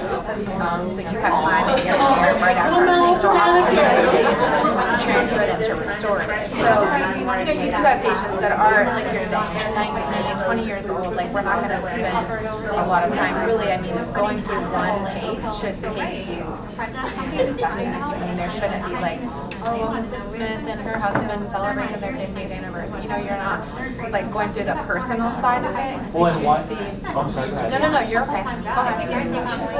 I'm just asking so I can understand, because I mean, lots of different programs over time. You have no idea what you're I or my family is listening to them report that they're doing fight rings on. I mean, that's just one point of it, because if they do come into your chair, or they do come back the next day, they know that information. Like if they do have to work on that patient, you guys are at least alerted to that. Everybody, it's really just to keep the team community together, so we're all on the same page. We know that Stacy has someone in the chair who has a restorative opportunity right now, so we really need to be focusing and helping her transfer that patient as easily as possible. It does, I mean, it is a huge shift, and I do feel like some teams take and leave what, you know what I mean? Yeah. But focus should be short and sweet. Today we're doing 4+2 and cleaning. Done. I mean, that's obvious that you're doing that there in the hygiene chair, but is there ever no? It could be today's focus is like perio maintenance and we're replacing a rest day. Is there ever no opportunity, like if their perio is good and they don't need any fillings or anything, like? There's always cases, I feel like there are patients, 19, 20 years old, they've had ortho, they've had sealants, they have hygiene. Products is probably really going to be like xylitol. Okay, well, you're getting ready to go to college, let's talk about fluoride and xylitol. It's really pushing your hygienist to think, how can I best help this patient preventatively? How can I educate them going on to the next chapter of their life, even at that age? Even when it's smoking or something. Yeah. And all that really generates to revenue. Sure, like, okay, well, you're selling. Finish up. All right, it is 9 o'clock. Instead of changing just for time, especially to your patients' home. we want you to stand up and do your morning huddle presentation. We're just going to stand up and give your morning huddle presentation. And then I'm going to ask you. Yeah, Natalie wants to do it. No, I don't. Hi, Tom. You look like you're going to feel like you guys got it. You got it. Okay. You want me to go first? Did she go to the bathroom? Yeah. Okay. All right, we're going to pick on this team. Everything. I want you to do your case, your health claim, what you have. So, And speak up so everybody can hear. all right, new patient, she's 35 years old, and her case is, just coming in to see us, and she was telling us on the phone that she has some wisdom tooth pain. It's been a couple years since her last cleaning. Her health link is, vitamin D deficiency, and she had an ovarian cyst at age 13. Her personal motivator is that her mom has 2 autoimmune diseases, and long-term goal is keeping teeth healthy. At this point in time, since she's a new patient, I'm not, products-wise, I left it blank because we don't know. That's my personal take on it. Oral DNA, she's interested in the oral DNA, so we will be probably doing that on her because she listed that on her, when we did the phone interview, she was interested in that. And the referral, she's self-referral from the website. She's also a returning patient.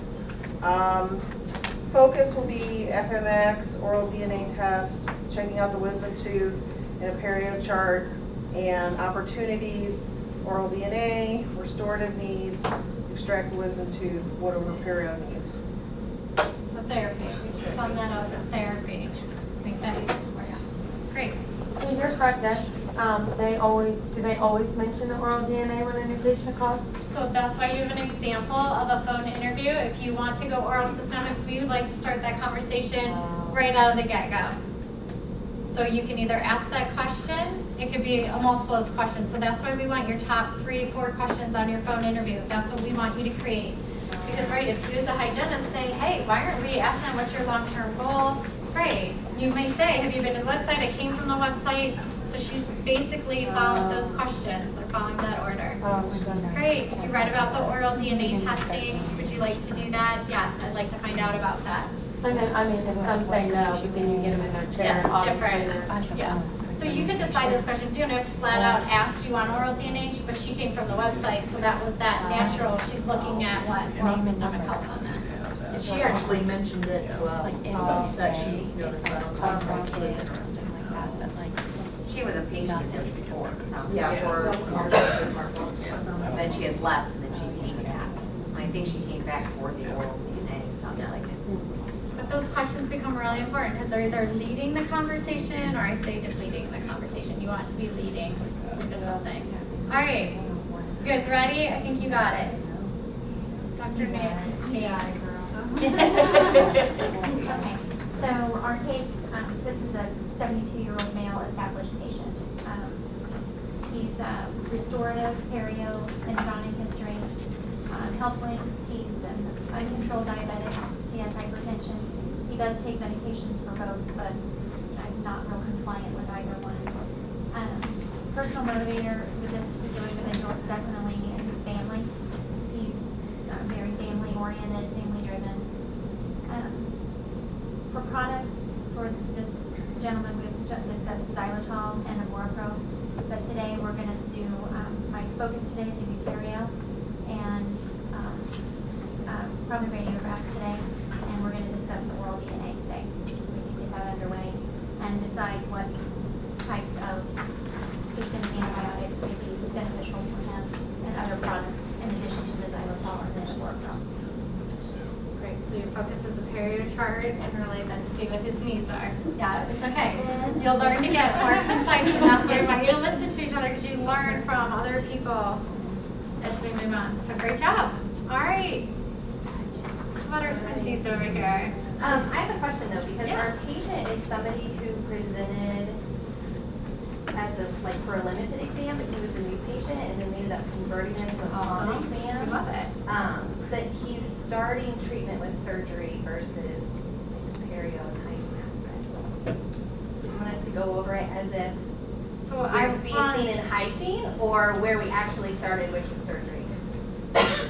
I'll take either or. I just want to know what the follow-up answer to you as hygienist, what is going to be your focus when they come in your chair. That's what I'd like to hear. Because when you get that patient, because I'm going to ask you, is he being tested? No. Right. So that's why I'm going there, But it right? should be. Right, so that's what I want to hear, how you're going to convert that. So can you do that? Or what did you do? Just do what you did. Yeah, Okay, we didn't we do did that. it, we did it through number one. So the case was a 57-year-old male who hadn't been to the dentist in 10+ years, presented with numerous root tips present in addition to several missing teeth. His purpose for scheduling the appointment was because he was having pain and swelling with a fractured tooth on the upper left.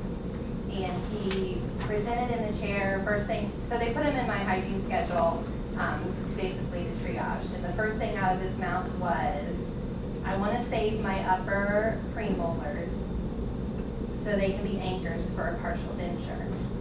Well, he is like full-blown perio and everything. So it just led into a complicated discussion.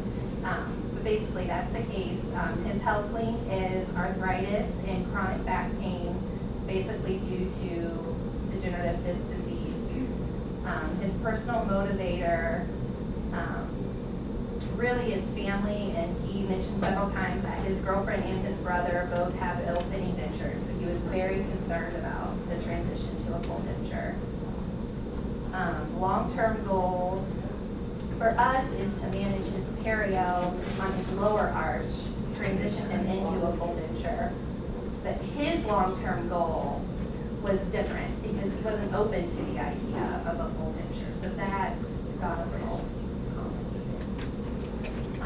So I want to be clear, long-term goal can't be your long-term goal. It's the patient's long. The patient, Okay. so if they don't speak it, you can't rate it, that's the Okay. rule.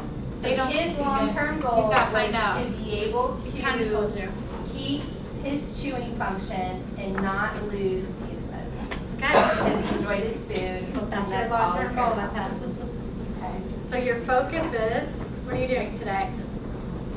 Extracting root tips where there's infection on the doctor's side.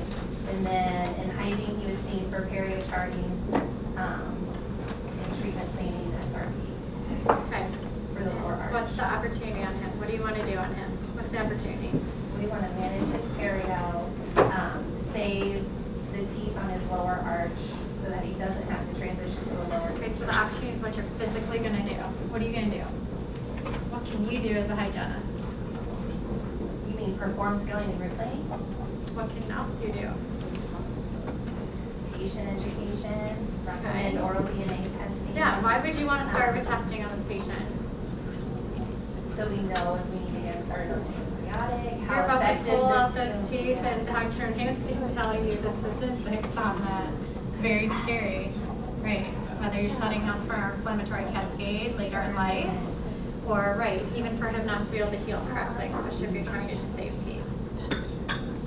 So that's why we want to start getting your focus and opportunities, because we can have a million opportunities, but what's the real opportunity? This gentleman, he's medically compromised. He's what? He's a time bomb. There's really one main opportunity on him. That is to test him. Let's see how dangerous he really is. And then you get to go from there. All right, wrap us up.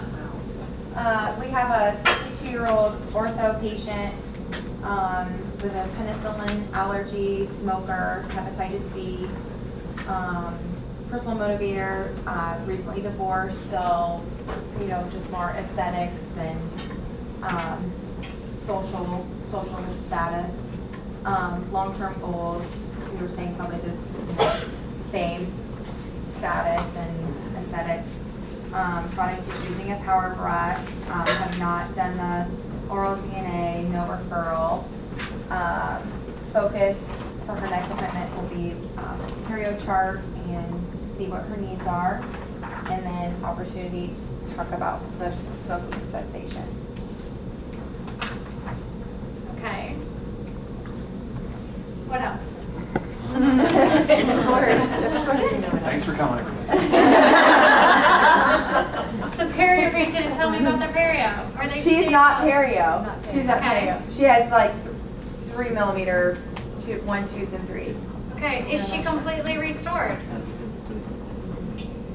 Yes. So I'm Yeah. gonna walk you through our Yeah. case. There's Yeah. no bite opportunity, no sleep apnea opportunity, no whitening opportunity, no perio opportunity, no endo opportunity, no crown opportunity, no veneer opportunity. You've got to go through your top 10 and say she's actually Because she's an ortho, whitening wouldn't be an opportunity. That takes out a lot of opportunity, I think. Currently. Or yeah, like we So wouldn't that's say what I crowns or want to know. veneers. What or, is, where is that opportunity going to be for her? Because then that would sit there. So that opportunity is So going to you're be saying tied long-term to. opportunity? It can be either in her case if she's ortho. So there's opportunities there, and so we need to uncover it. There's nobody who doesn't have an opportunity. Otherwise, you're letting dentistry walk out the door. You're saying she has 10 opportunities? So I already know an opportunity because but we gotta go. But What? she's in ortho. What What? do we want to maintain? Perio. Oh, is that? Okay, go there, that's a great opportunity. I'm gonna actually say that's what I was gonna say, there's a million opportunities going through my mind. Why am I going to xylitol? She's an ortho. We don't want her to what? Okay, that's one simple product opportunity. What else? She's gonna get her braces off, then what? Whitening. We could be whitening. It could be what? Some type of retainers. It could be what? Occlusal guard, her bite.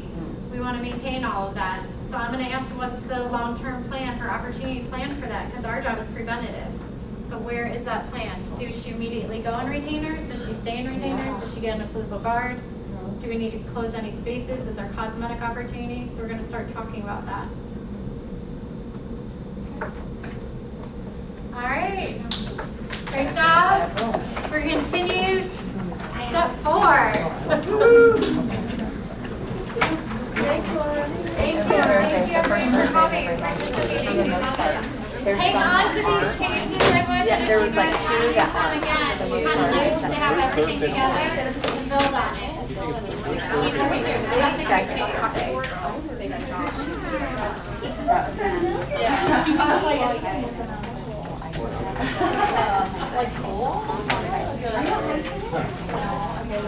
I do. So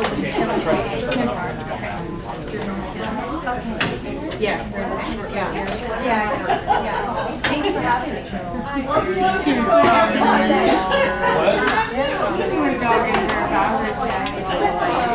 What?